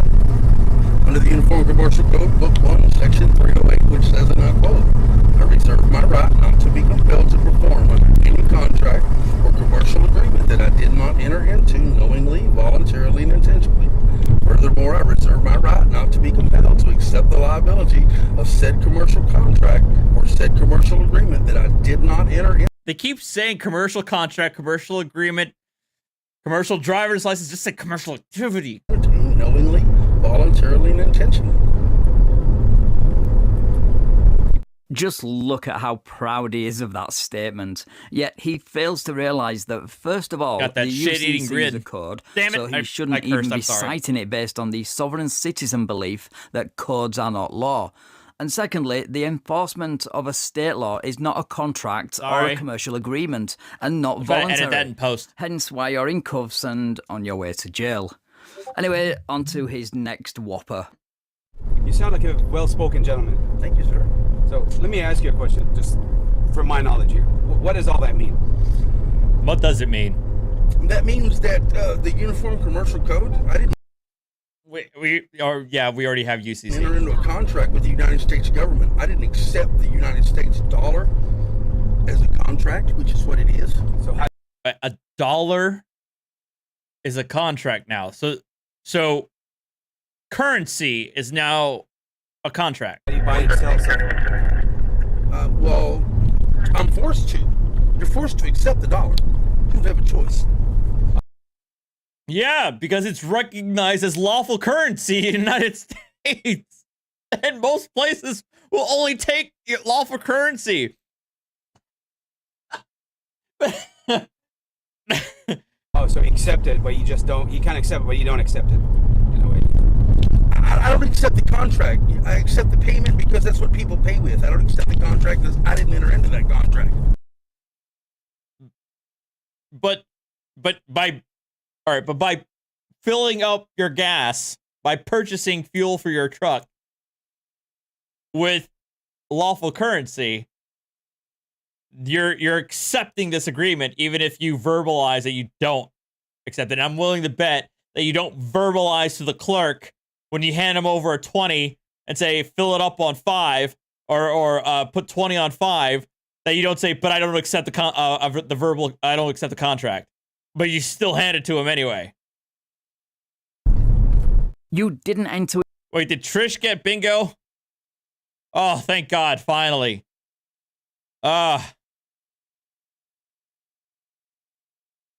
Thank you. Congratulations, Trish. Hit me up on Discord. No more bingo, finally. To enter a contract because a contract doesn't exist. Next, you'll be telling us the federal government moved away from the gold standard because they secretly wanted to use their own citizens as collateral to invest with, i.e. the birth certificate and the obvious secret government account that definitely exists. Absolutely. 1933. Every law written since then was not since when? Since 1933. No, I knew it. I knew it. 1933, baby. So what did people use? Thank you for the $5, Deacon. Before that, the Constitution of the United States of America. Yeah, but what monetary? Gold. Gold standard. So, they abolished the Constitution and stated the Uniform Commercial Code, which I didn't. And so all your traffic laws. Wait, so the Constitution was replaced by the UCC in its entirety? Okay, that's actually a new one for me. Are written under that Uniform Commercial Code. And that's your reason for not following traffic laws, because the Constitution was abolished in 1933 and replaced with the Uniform Commercial Code, which all traffic laws are written under for some reason. That has got to be one of the dumbest arguments I've ever heard. Anyway, what other nonsense do you offer us now? And here's the kicker. Wait, what? Wait, what do I not know? What did Richard Hiller said? You saw that Chili was live chasing after the cop that arrested him? What? Is he live right now?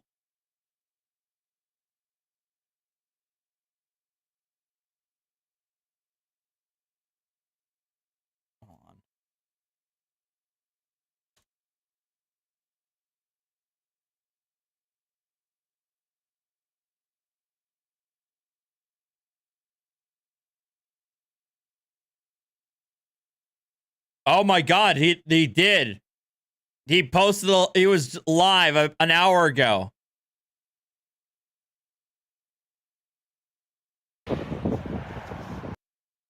Okay, we're gonna pause this for now.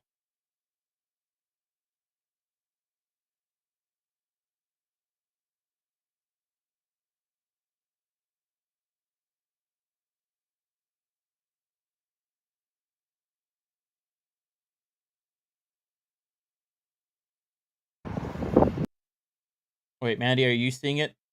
Oh, you're probably not. Hold on. Are you seeing the picture? Are you seeing the video, Mandy? You should be. Or you're not? All right, hold on. There you go.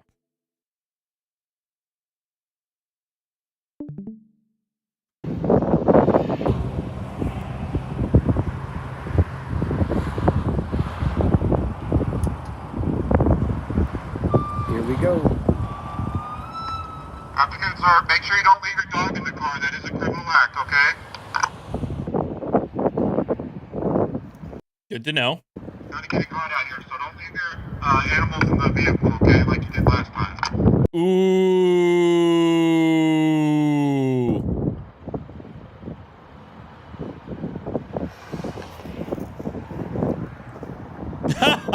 He mad.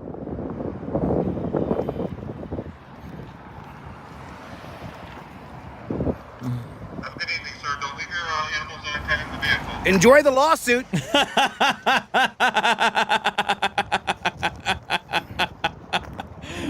You mad, bro?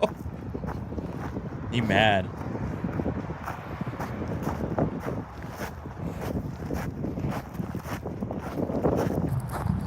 Oh, I know. I don't even watch Chili a lot. You guys know this, that I don't really go full blast about him on this channel. I make it a point not to. But even I've watched him enough to know that he's definitely one where you could tell that he is furious when he's like silent. Like he seethes, right? He doesn't go full on rage, but when he's really mad, he like seethes silently. You're so fucked, Sorensen. You're so fucked, bro. You're so screwed, brother. Let's go, Sorensen. Let's dance. Come on, bro. Mr. Tough Guy. Well, bye. Do I follow March Madness? Yeah. Well, no, not anymore.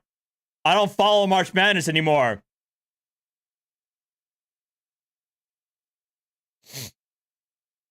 Not after yesterday, but I'm not going to talk about it. By yourself. You can't have a conversation, tough guy? You were real tough when I was in cuffs, right? You were a real tough guy when I was in cuffs, right, Sorensen? You were really tough when I was in cuffs, but now you drive away when I'm by myself and you're alone. You damn pussy. Ooh. What's the matter, Sorensen?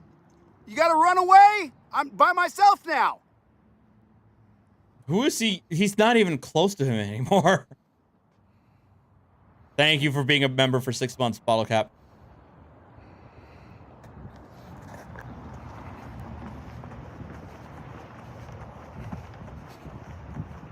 Oh, he mad. Where's he running? Where's he running? There you go. There you are, little piggy. What the hell? Monday morning, Sorensen, you get sued, you piece of fucking shit. Monday morning, you get sued. I'm suing your ass. You're getting sued, bud. You're getting sued. Fucking piece of shit beta male. You got a dick this big, bro. That's how big your dick is. This is how big you are, bro. You are nothing but a cuck, bro. He's just throwing everything out into the wild. Not so tough without 5 guys. Okay, Brad, it was my fault. I should have advertised I had a pool. I had a March Madness pool up for the channel, but nobody except you showed up. So I appreciate you, Brad, but you obviously know now that you're probably going to win out of you and I. So I guess you're going to win the prize money. Guys, are you? Not so tough, are you? Flee, little dog. Drive on, little doggy. Not so tough, are you? You need backup? You need backup? You better call for backup. Motherfucker. You don't have to look. You don't have to understand sports ball to play March Madness because it's all it's any given freaking moment. We had a 2 seed lose yesterday to a 15 seed, and now apparently Purdue got bumped off, and they were a number 1 seed today. So anything can happen. Gym. Let's go to the gym. Just me and you. Let's go to the gym. Just me and you. Let's go to the gym. Stop saying that. Every time. Okay, I apologize for pausing so much, but it's chilly, so I imagine you guys don't want to hear his voice very much. But anytime you hear a guy say, fight me, especially like on the internet, you know he's already lost. Because he has nothing else other than to say, fight me, bro. Yeah, that's right.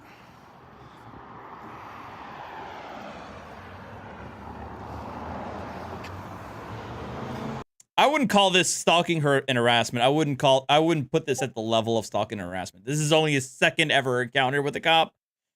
There needs to be a lot more before it becomes stalking and harassment, especially when it's a cop and he's out in public.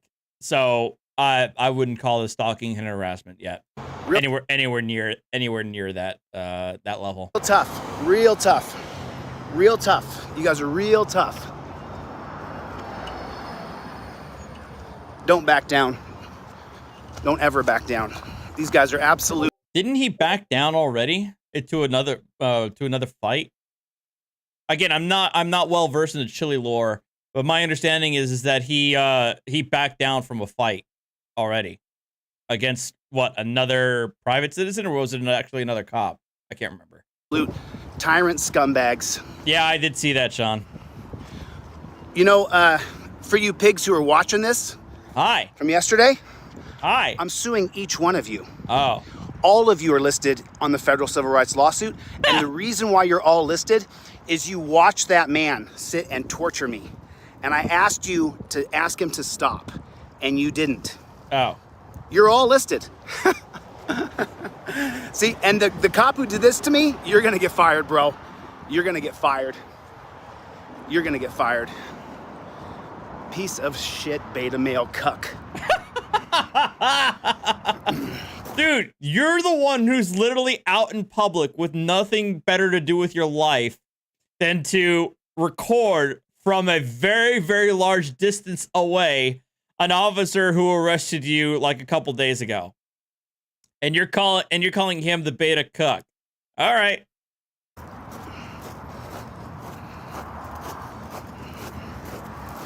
Projection is a thing. You know, I was raised, ladies and gentlemen. I was raised devout Catholic.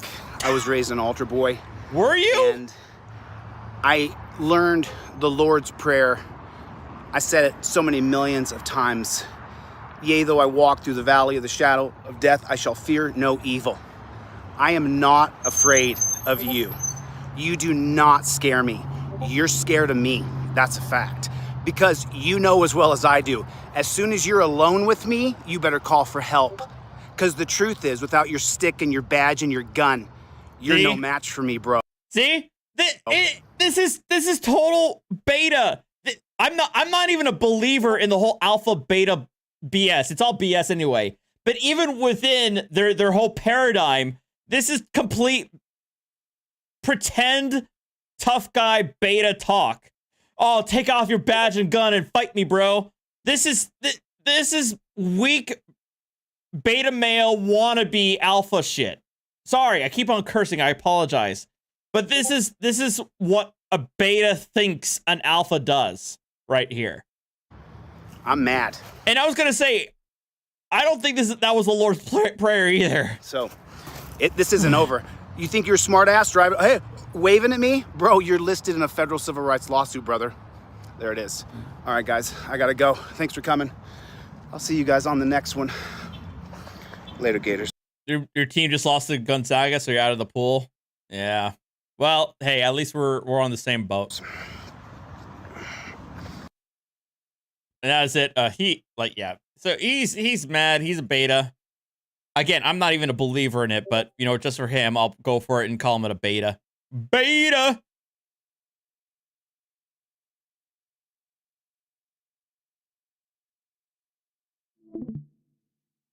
All right. Back to learning knowledge from this gentleman right here.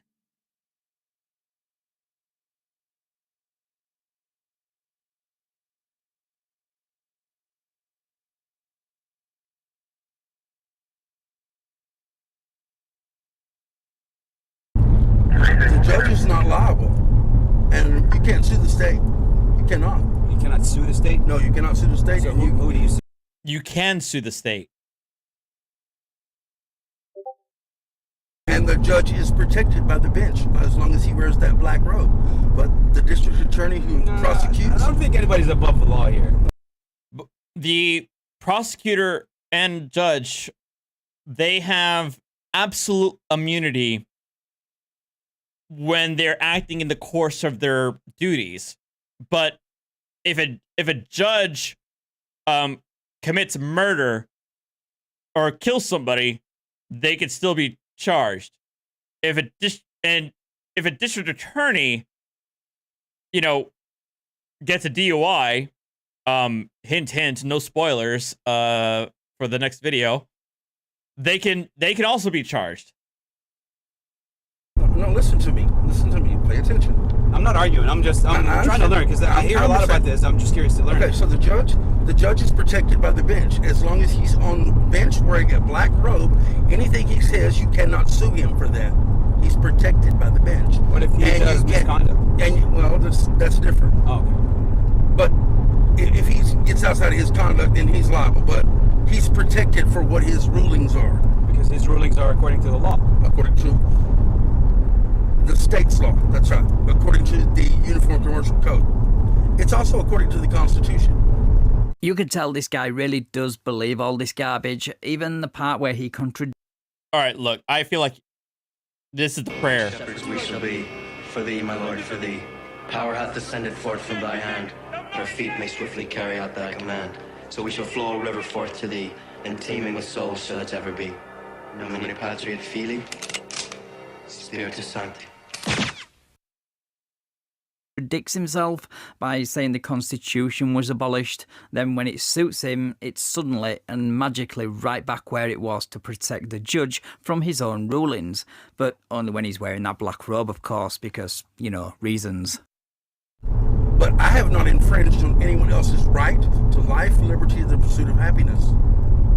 Y'all, okay, so I always watch that movie every St. Patrick's Day when I was in college and law school. Every St. Patty's Day, I would have Killian's, a 6-pack of Killian's, and watch Boondock Saints.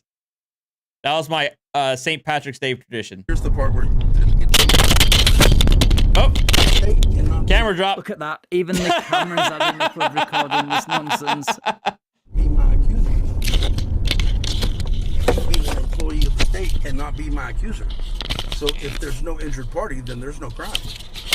Yeah, but so you guys now have the burden. I mean, Deacon, it was absolute nonsense. But Willem Dafoe was fantastic, and the movie itself was fantastic. Bring forth an injured party, and it cannot be a state officer. In this instance, the injured party or accuser is the state of Texas. They lose revenue when you use the roads without paying your share. The officer is the witness to the crime or infraction. This is not rocket science. But if the law says something, you go against it, then you're breaking the law, which means... What law? I have not infringed on anyone else's right to life, liberty, and the pursuit of happiness. I am well within the Constitution of the United States of America. Yeah, but driving is a privilege. It's not a right. Driving is not a privilege. Driving is a fundamental right. I have the right to free and unrestricted travel anywhere throughout the continental United States of America by any means I deem necessary. As long as you have coach, proper documentation. No, sir. No, sir. No, sir. By coach, by motor car, by horse and carriage, by foot, by motorcycle, by whatever means I deem necessary. Wow, so many things wrong there. I think the only one you got correct there was... Josh Lilly, thank you for the $5. Love the Boondock Saints reference. You must watch this. Ha ha, I see what you did there. Look, I can quote that movie like front to back. I've seen it so many times. Travelling by foot. All the others you need a licence for. Numerous court cases have ruled and reaffirmed this over the years. Also, how can you be well within your rights under the Constitution when not 5 minutes ago you claimed the Constitution was abolished in 1933? Who's Puffy? And unless I'm operating a commercial vehicle, driver's license, insurance, seatbelt tag, and inspection sticker are not required. My guys over there in that truck, they're driving a commercial vehicle. That's a company truck. And that company truck has commercial insurance on it, and they have driver's license, and they are legal because they are a commercial vehicle. Yet another lie. States issue both commercial and non-commercial driver's licenses. Now, why would they do that if you only needed a license for commercial use? And so I have my only remedy and my only means of recourse is to, unfortunately, civilly sue you and to sue the district attorney who will take up this case. This case is not going to the district attorney, so you got Class C warrants, so you got to take it up to the JP or the city judge. Or, okay. Yeah. So I'm not sure you're aware of that, but well, it is going to go up, yes, because the JP or the city judge is either going to throw it all out, and as soon as he throws it all out, then I'll have to turn around and go file civilly against you. Okay. And if he doesn't throw it out, then I take it up to the next appeals court. I'll take it to the next appeals court, and then it will get thrown out. But there are judges there, and you don't believe in judges, do you? I do believe in judges. I believe strongly in our jurisdictional system. Okay, so those judges up at the Supreme Court level have heard this case so many times that they will not even hear it anymore. Yeah, they rule in my favor. They rule in my favor every time. Seriously? Seriously. Okay, give me an example. Oh boy, this should be good. A right to travel Supreme Court case ruling in his favour. Now, that's a bold claim to make. Which one is this I hope one? you can deliver on this. Which one? And I can't think of a case right off the top of my head. Of course you can't! But, you know, I am in handcuffs in the front seat of the car going to jail. I mean, you're in the front seat, not in the back. Touche. I'll give you that one. Well, John, thank you for being a 7-month member. Remember them. I mean, it's not as if we haven't heard all these cases before. Cases like Thompson v. Smith, Chicago Motor Coach Company, Dickey v. Davis. You know the rest. All the usual cherry-picked cases. If any of them were correct, then you wouldn't be in this situation. So you believe in the sheriff, but not... I believe in law enforcement, but I don't believe you guys are enforcing laws. Okay, so what? And I feel really bad because you guys are uneducated to what the law is. I personally have been to the SMU Law Library and read. Have you? I've read law books. Have you been to SMU Law Library? No, you read the Cliff Notes. I have been, yes, I have been. We're going to get killed right here, look out. Now, that's some top-level projection right there. The irony and the nerve of him calling the cop uneducated, saying he only reads the Cliff Notes, is amazingly ignorant, especially because he's the one in handcuffs and on his way to jail. All right, chill. Sean, we're not watching Deliverance. Chill. What are my charges? Warrants. How many? You got 2. For? I don't know yet. What city are they out of? I have 2 warrants.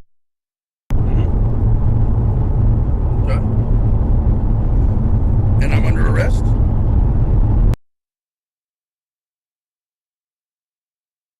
Am I under arrest?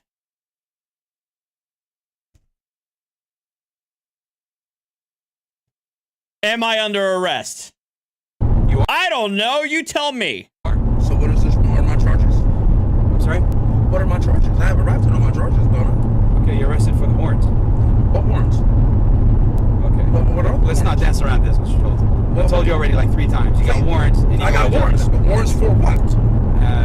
Once we get to the jail, we'll find out. They're confirmed. They're Class C's, so they're tickets. Okay. And you said earlier there's some tickets that you didn't pay, right? So you know what it is. There's tickets I don't pay. Yeah, that's right. All of them. I don't pay them. Typical soft sit, asking a question he already knows the answer to, and then brags about not paying his tickets. But because asking these dumb questions is part of the script, he feels the This place was Armageddon. There was a firefight!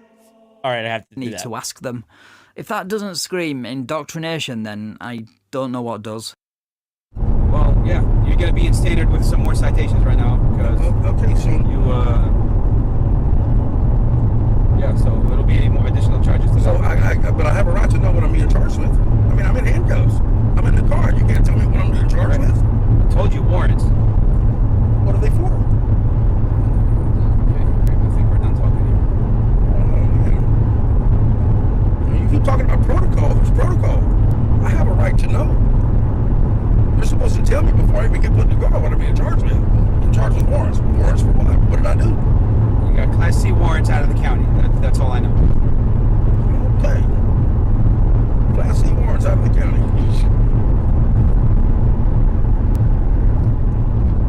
So I can spend the night. See the judge in the morning, or they'll set a bond on my tickets, and then I'll bond out of jail tomorrow. Maybe sooner. I don't know. No. I'm not ignorant. I've been in jail before. Obviously, you already know that. You ran my name. I'm not ignorant.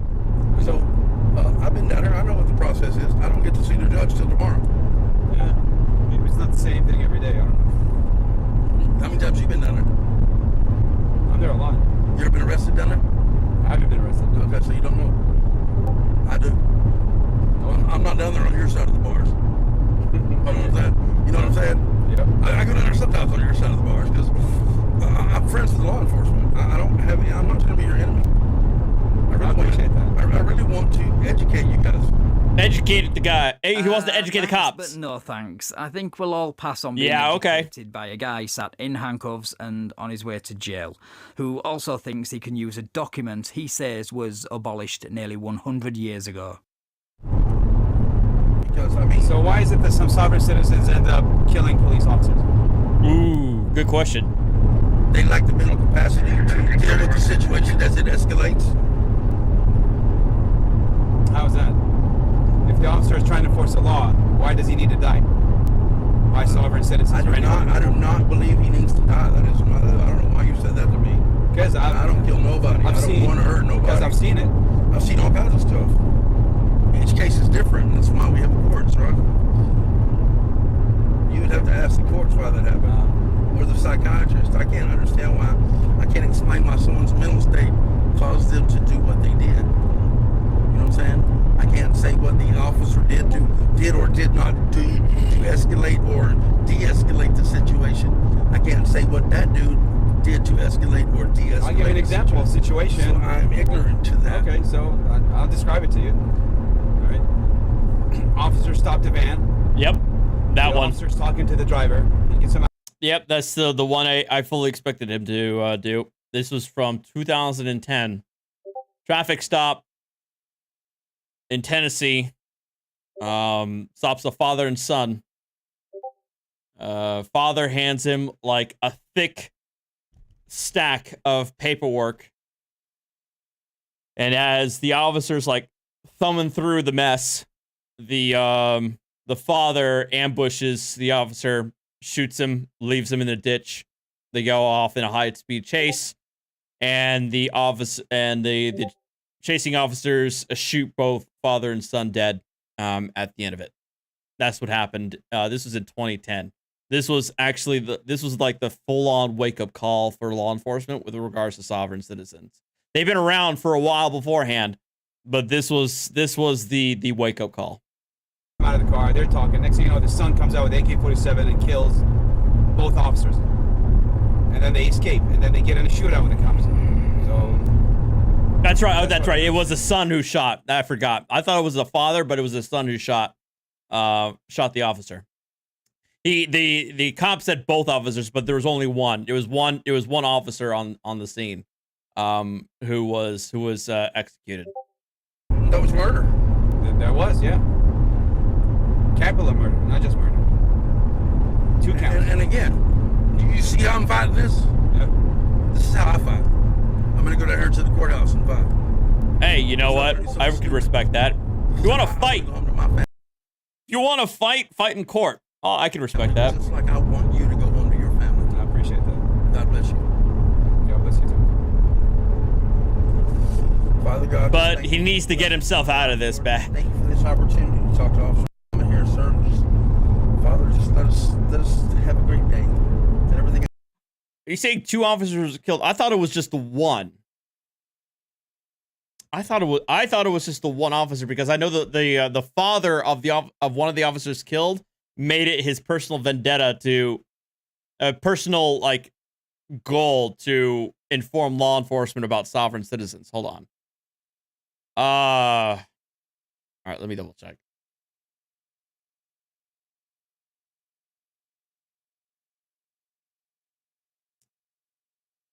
All right, hold on.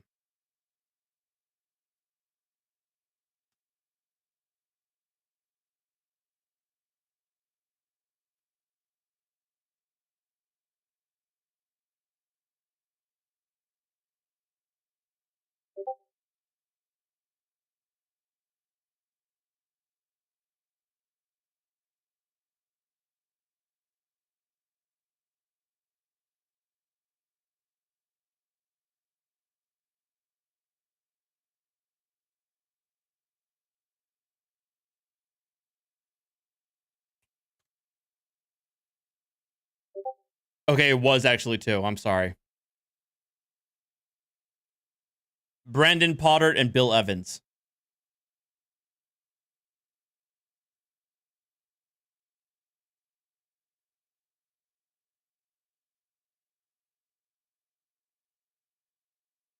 Oh, and then West Memphis police chief, it was his son who was killed.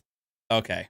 Officer's talking to the driver. He gets him out of the car. They're talking. Next thing you know, the son comes out with AK-47 and kills both officers. And then they escape, and then they get in a shootout with the cops.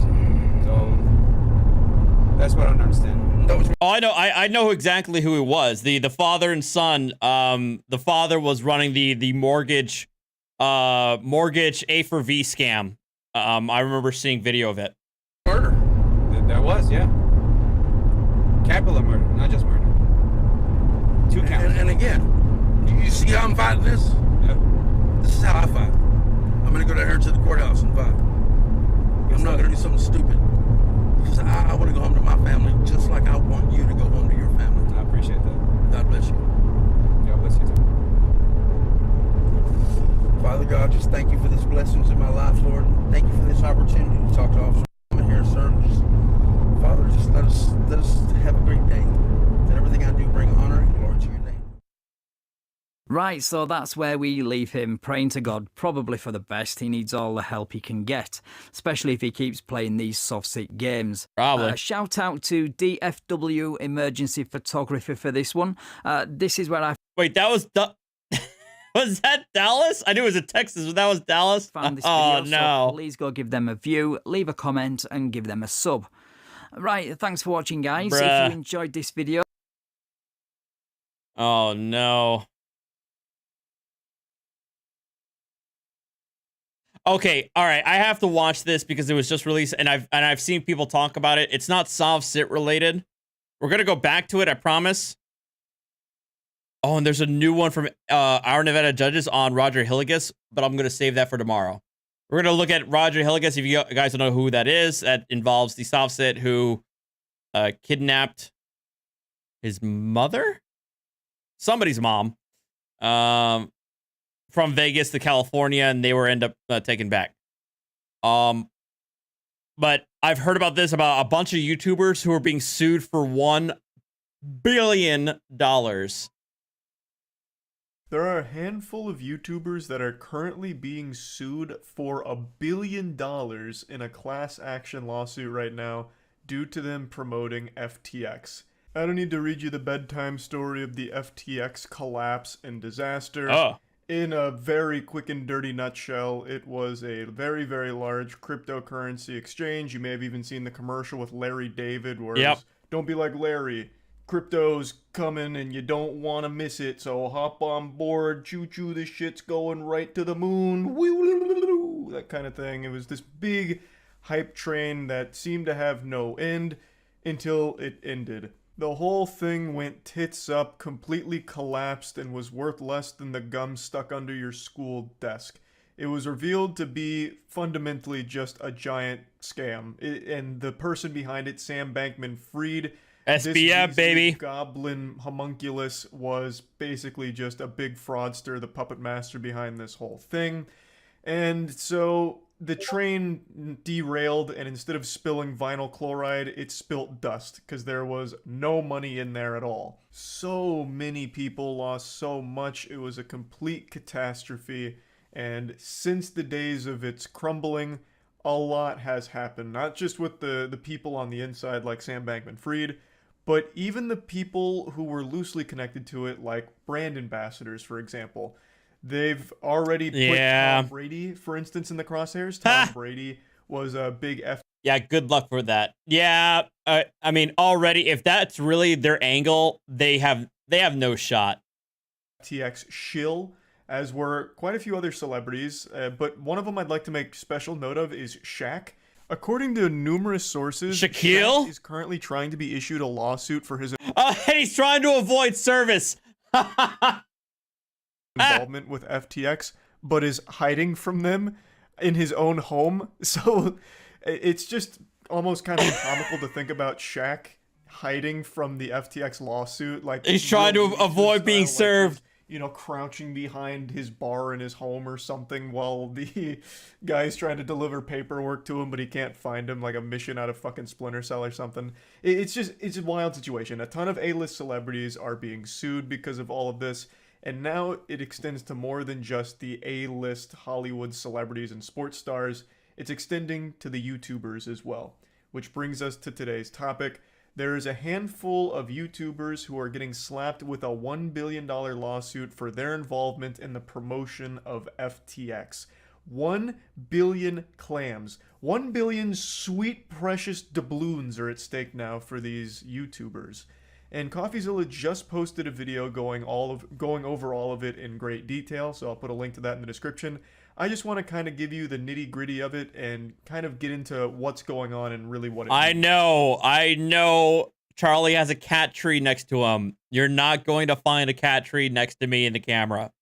Not happening. Now, you might have had a little twinkle in your eye when you noticed a few of those names were familiar to you, and that's totally natural because these are huge channels on YouTube. They have millions of subscribers, and all of them are financial channels. Their content is always centered around big schmeckles. The topics are money, making money, advice, following trends. Not financial advice, disclaimers. Kit and caboodle. And speaking of recognizing names on the list, I don't know if you caught it, but we actually have a cameo from a supervillain we may have seen in the past. BitBoy Crypto, Ben. Naturally. Ben is named in this lawsuit. BitBoy Crypto is someone I've made 2 videos on now. The first was when he sued a YouTuber who was making jokes about him, and the second time was when he called a completely random woman a child molester because the woman was calling him out on promoting dog shit crypto. So, I'm not the biggest fan of BitBoy Crypto. So seeing his name in there kind of gave me little butterflies in my tummy. I had a little smile like, oh wow. Well, how the tables have turned, because usually BitBoy Crypto is the one administering these lawsuits, which is a joke CoffeeZilla also made in his video, because it's just an easy dunk. BitBoy Crypto is very loosey-goosey with frivolous lawsuits, and now he's being named in a big lawsuit. It's poetic to a certain extent. But I'm going to have to go to bat for him, because BitBoy Crypto, as pointed out by CoffeeZilla, was actually one of the very few financial channels who started calling out FTX before they even collapsed. I know, I couldn't believe it when I heard that either. I didn't think I was even in reality anymore. I thought I got trapped in a Naruto ninjutsu. The odds of BitBoy Crypto... The ultimate reality is that Jas is correct. They really don't have a fiduciary duty. It's the same as if you guys recall the established titles thing, that kind of endorsement that happened. It kind of blew up in everybody's face. It's kind of the same thing. So somebody who felt like they got scammed from established titles, or let's say NordVPN. If you guys recall, NordVPN sponsors like freaking half of YouTube. But if you recall, a couple of years ago, NordVPN was like freaking hacked, and a whole bunch of people lost money out of it. And they got people may have gotten their information stolen. The victims of the hack can't turn around and sue the people who sponsored NordVPN, the YouTube channels who sponsored NordVPN, for damages, because the people who were sponsored by NordVPN, they don't have a fiduciary duty to you as a customer or NordVPN. So it's the same thing in this situation. So ultimately, as much as I think a lot of these financial channels are really slimy in how they advertise these garbage coins and these garbage exchanges, they don't have a fiduciary duty to the victim. So this lawsuit isn't going to go anywhere. That's my take. Absolute dog shit moonshot coins that almost always lose his audience money. It's they all keep advertising those garbage altcoins that go nowhere. But the problem is that they don't have a fiduciary duty to you as a user or a customer base. So listen to the rest of Charlie. I'll be right back. If you don't want to hear Charlie, go look at the kitty. Specific case, he fucking nailed it. He got it right. According to CoffeeZilla and his research, Ben had actually made a handful of videos letting people know that they need to get out of FTX immediately. That it's toxic, it's bad, and shit's not looking good, it's evil, this and that. And he was absolutely right. I mean, even a broken clock is right twice a day, as they say. And Ben absolutely hit the nail on the head. He pinned the tail right on that donkey. He was telling people like a month before the collapse even happened that they need to pull out now. And still he gets named in the lawsuit here. As you can imagine, a lawsuit like this is a reputational stain for all of these YouTubers because people look to them for financial advice. And now their credibility has been fucking slammed. It's been slapped by this. Because they were shilling a fucking scam, basically, that lost a ton of people money. The big issue is they weren't just talking about FTX positively because they wanted to talk about FTX organically. A lot of them were being sponsored to talk about FTX and promote it. In fact, some of them even had a podcast that was sponsored by FTX. It's now been deleted, of course. They buried that as far into the soil as they could. But they were being paid to shill FTX, which of course gave FTX access to even more victims. It brought more people to the slaughterhouse here and completely butchered their finances when FTX inevitably crashed. So now let's start eating the meat to get to the bone. It's targeting financial YouTubers. I think you can probably imagine why. Financial YouTubers are looked at as experts in this kind of subject matter. Promoting FTX gives the perception to the audience that they've done their due diligence. They're working on the assumption that this financial YouTuber is trusted source when it comes to this kind of information, so this product, which fits right in that wheelhouse, must be something legit and safe because this financial YouTuber is talking about it and feels comfortable enough promoting it. It's probably legit. They're viewed as experts, thus when they're doing an FTX sponsorship, it makes it seem even more legit than if it was just some completely random goofball that has no knowledge whatsoever on anything like crypto. So that, to me, makes a lot of sense. But in CoffeeZilla's video, he talks to a real lawyer, Legal Eagle. Legal Eagle is an amazing channel on YouTube that I can't recommend enough. And Legal Eagle weighs in and says that he actually views this as kind of a meritless lawsuit I'll do my best to break it down very quickly, but keep in mind I'm also a fucking idiot. So, the first thing that the lawsuit needs to be successful is it needs to connect the endorser to FTX itself. But the people that were endorsing it, I mean, they're not employees of FTX, they're not agents, they're not directors or anything like that. And oh my god, I got something in my eye. Fucking Sam Bankman-Fried shot a dust particle right in my eye. And then the second main component is they need to have the endorsers be liable, kind of like privy to what was happening at the behind the scenes of FTX, which Legal Eagle argues is kind of factually odd because even if they're endorsing FTX, it doesn't mean they understand what's going on the inside of the company. They're not necessarily going to be given information that isn't available to the public. They're not going to automatically know more than what's publicly accessible to everybody else. So he fundamentally says that it's not the strongest case and he doesn't think it's going to go anywhere, but it's going to be expensive for the YouTubers named in the suit to Probably. fight. But regardless of whether or not the lawsuit itself is successful, the community of these channels is not super happy about this whole situation because a lot of them fell hook, line, and sinker into FTX because of their recommendations. In CoffeeZilla's video, he interviews one of the people here, and CoffeeZilla doesn't pull punches. I always very much appreciate that about his interviews. So here he does absolutely lay it down to get to the bottom of very important questions such as, are you going to give back the money you made from the sponsorship? I agree with this. All of those things. And all of it's answered in CoffeeZilla's video. But one thing that's interesting about the person being interviewed here is that he puts the onus on the viewers that fell for it. Not Caveat emptor. Of course. Buyer beware. so much him. In fact, he makes it very clear that he doesn't feel responsible. He just feels bad that some of the people that lost all of their money for being irresponsible in their own personal way. He doesn't feel responsible for it. You know, not my problem. And then he goes back to grifting the next altcoin, which I found very interesting. I agree with CoffeeZilla that the viewers look at channels like his and other financial YouTubers as experts in this field. So when they're recommending something like FTX, they assume due diligence has been done and that this is a trustworthy organization that they can put money into. And in the case of FTX, that couldn't have been further from the truth. Thus, their credibility now is completely in the shitter. And a lot of people lost a lot of money from this trusting these YouTubers, which is a big problem.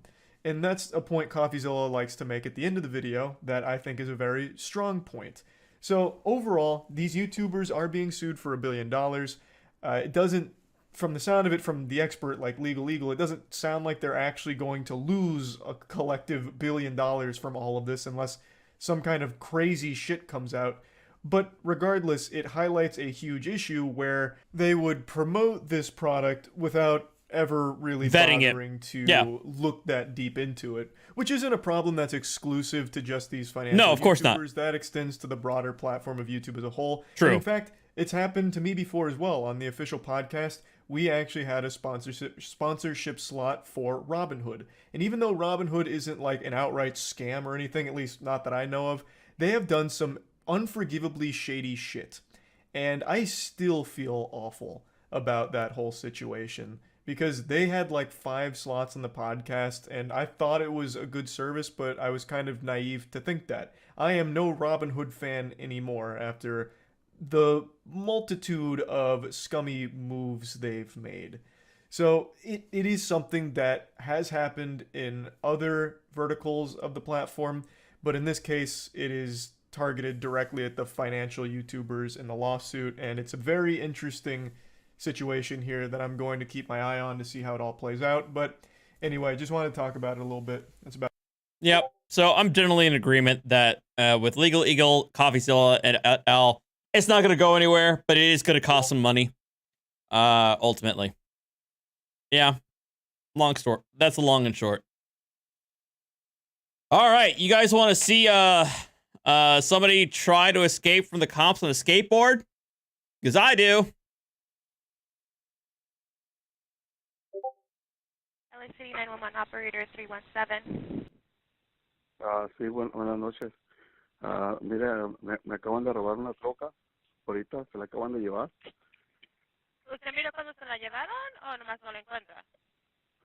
No, mi hijo escuchó cuando la prendieron y la acaban de llevar ahorita hace como un minuto.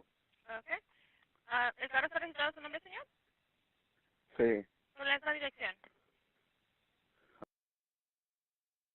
South Sycamore. Ok, denme un segundito. Tengo Sur Sycamore. ¿Está cruzando la West Haven cerca del Adam? Sí. ¿Es casa o apartamento? Casa. Ok, ¿qué tipo de carro es el que se llevaron? Es una Chevy Silverado 2500 diesel. Déjeme un segundo.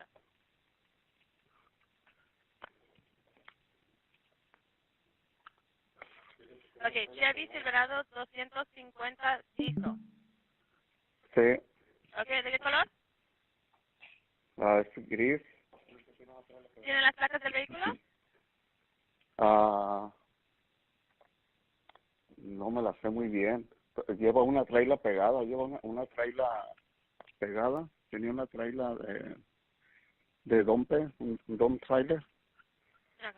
Desde Los Ángeles, Nueva York, operadora 317. Sí, mire, ya hablé hace ratito para reportar que me robaron mi toca. ¿Sí, señor? Sí, soy... Creo que vamos nosotros. ¿Era del Sycamore? Sí, mire, ya tengo la placa de la troca. Ok, ¿cuáles son las placas? Esa... Ok, asegúrese que la tenga bien, ¿ok? Sí. Ok, yo le voy a agregar aquí la información, señor, ¿ok? Y ahorita cuando Ok, pueda muchas llegar. gracias. De nada, se cuida. Sí. Ok. One with the primary. Well, there we go. He's gonna take off. Adam, 5'5". We're gonna be southbound. Eastbound. 40 High rate of plates. speed. At a high rate of speed. Tip to stop. Tip to stop. Yeah, TC. Stop. We're going to be in pursuit. Code 37B. We're going to be eastbound 40th place. Seatbelt. 40th place from over. Hey, shout out the mileage. 355 is now eastbound 40th place from over. 60. No, 50, 76, which is a point. 60. If he starts getting too crazy, go Sure, 50 roger. How many kids? Adam 5'5". We're going to be going southbound Flower from 40th place. Let me get 3 with the phone. Excuse me, pursuit. 355, are you in pursuit? Roger. 350 second. All units on frequency standby. 355 is in pursuit of a code 37. Southbound Flower from 40th place. Oh! There it goes.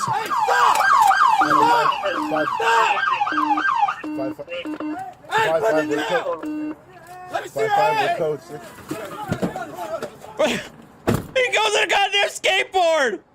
What the fuck?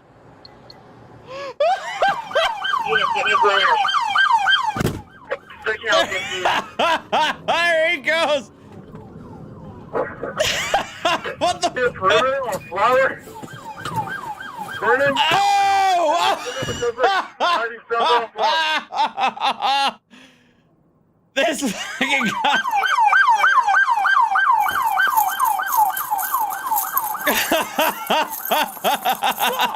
Stop! The police! Stop! He's wearing a reflective vest. Put that Relax. Give me your hand.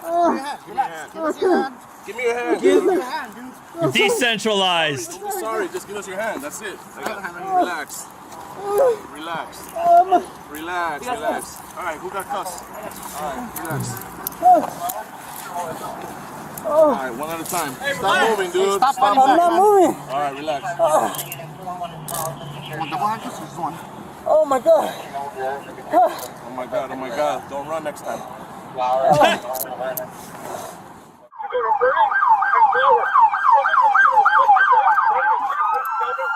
the hell are you doing, man?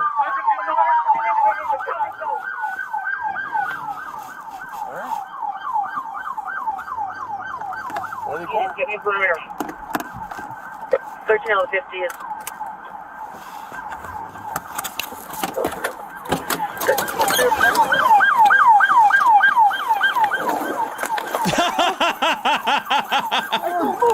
Relax, relax. Give me your hand. Give me your hand. Give me your hand, dude. I'm sorry. Don't be sorry. Just give us your hand. That's it. Relax. Relax. Relax, relax. All right, who got cuffs? All right, relax. All right, one at a time. Stop moving, dude. Stop moving. All right, relax. Oh my god. Oh my god, oh my god. Don't run next time. After arrest and before trial comes jail. All suspects are innocent until proven guilty in a court of law. Of course. Yes. Disclaimers. All right, this is going to be the last one. Involving an ex-prosecutor. Impossible drunk in public.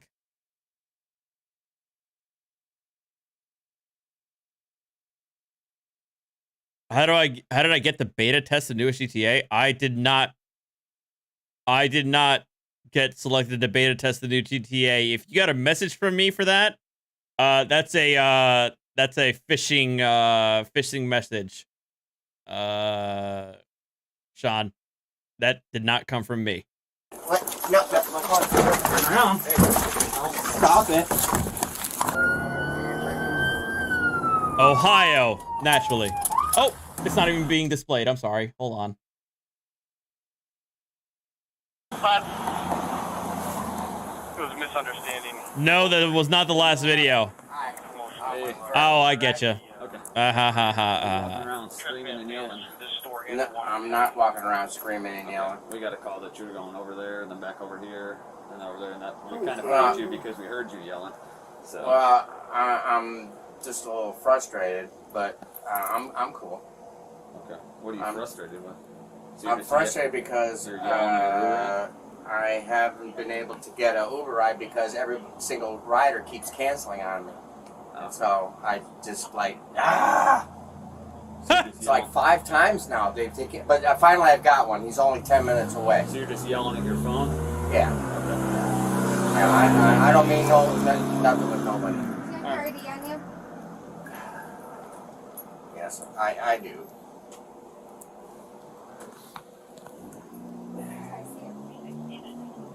Why? Just so we can identify who you are. Why? Because we had a call to speak to you, so we have the right to identify who you are. No, you don't. I'm not doing anything. I was a prosecutor for 30 years. I know what probable cause is. Oh God, no! Here we go. You don't have any basis. Listen, if you were a prosecutor, then you know she's here for a lawful reason, so she can identify you. Okay, if you don't identify yourself to her, we're going to arrest you for failing to do so. No, that's a bullshit. That's a bullshit charge. All right, turn around. What? No, that's my car. Turn around. Oh no. Well. Now you're going to go for a visiting arrest. What are you doing?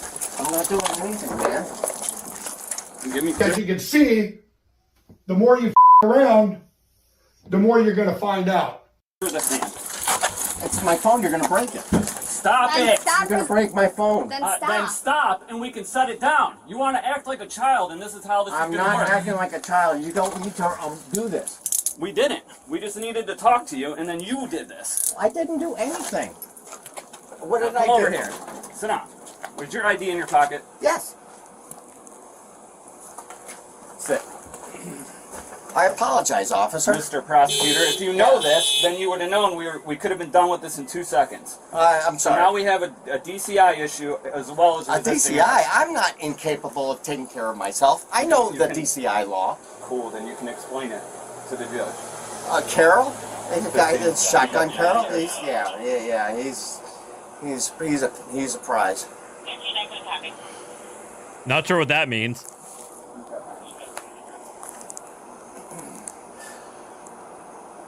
I'm just trying to get home. I went to the Indians game, and all I'm trying to do is get home, and I'm frustrated. Okay. And we could have walked away here and explained it. Yeah. So do you know a sober person that can come get you? My brother. Where's But your brother? Fairview Park. Okay. What's his number? I don't know. What's that? No, he's not on my phone. I had to get a new phone because the phone I had, I couldn't charge anymore. The track phone that I had to buy a new phone to replace the track phone, and I lost all the contacts that I had in the old phone, including everybody.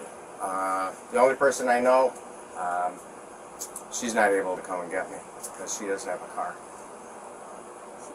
So you don't know anyone? Is that what you're saying? No. So you probably could have handled this a little differently. Listen, I am very familiar with, I reviewed probable cause cases for 30 years for the city of Lorraine. Okay. I was the law director for the city of Lorraine. And you're making a great example of that right now. Constantly. Call the chief of police for the city of Lorraine, James McCann. And I'm not saying you didn't do that, but if you did do that, then you would know if you're sitting in a bus stop, intoxicated. I'm not sitting at I'm not intoxicated. Which is how we found you. Because give me a feel. I'm not sitting. You are sitting in a bus stop. Sobriety test. Then you know that's not how that worked. If you were a law director. Do you know what DCI means? You are totally incapable of taking care of yourself. No, it doesn't. Yes, it does. Or if you're out in public, Listen. causing inconvenience, annoyance, or alarm. DCIDs. Your level of intoxication. Yeah. Which you were sitting here screaming. And Inconvenience, annoyance, and alarm. No. That's you definitely cause annoyance, which that's caused not people disorderly to call us. conduct. It's okay. I know the statute. You might want to Possibly it might be disturbing the peace. You might want to read that Possibly. ordinance then.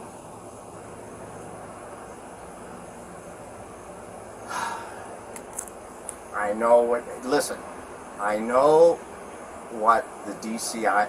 I've done research on it. I know I had to be like laying on the ground, incapable of being able to take care of myself, in order to be able to be arrested for DCI intoxication.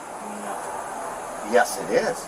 I'm telling you right now. You're looking at a lawsuit. Good. You're looking at being sued for false arrest.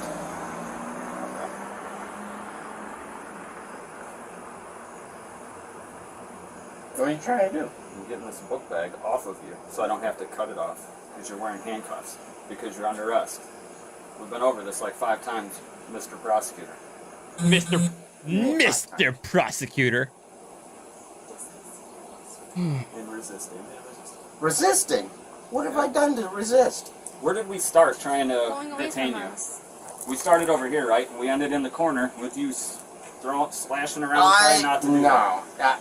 So I wasn't resisting arrest. I know you're a good trial lawyer, and you're going to sue me. No, I'm not a good trial lawyer. I am just trying to get home tonight. I went to the Indians game, and I'm trying to get home to Lorain, Ohio.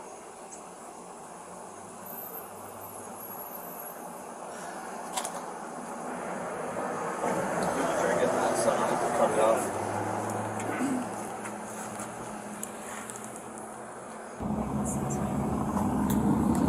Seriously, you think I'm DCI? I do, yeah.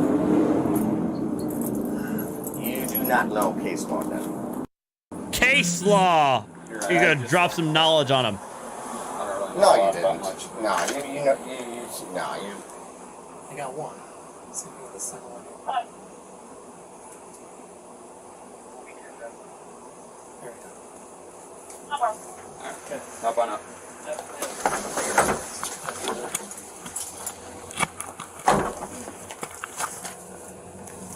I still got a double lock.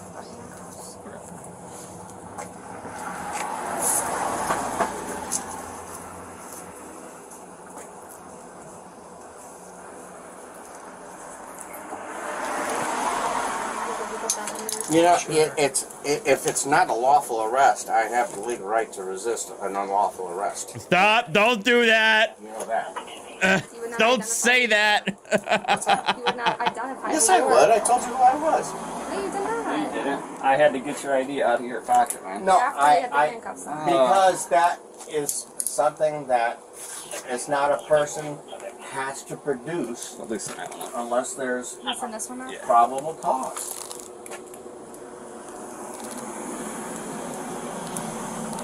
All right, then we'll go. Failure to identify DCI and resisted.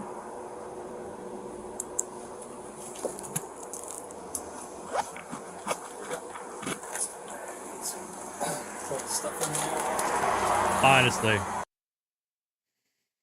All right, that's it. I'm gonna stop here. Before St. Patrick's Day gets a little bit too rowdy.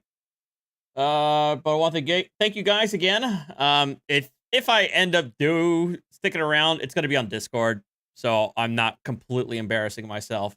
And at least I'll let Mandy go to bed at a reasonable hour. So have a good night, guys. Take care of yourselves. Have a safe rest of your St. Patrick's Day, and I will see you next time. Nope, I promised myself and so many other people no shanties. That's not going to happen, and I'm adhering to that. I'm adhering to that promise. That's okay. No worries, Brad. I mean, you don't want to see it anyway, Brad. I'd rather you not see me in that state if I'm on there. All right. Have a good night, guys. Thank you. Take care of yourselves. Adios.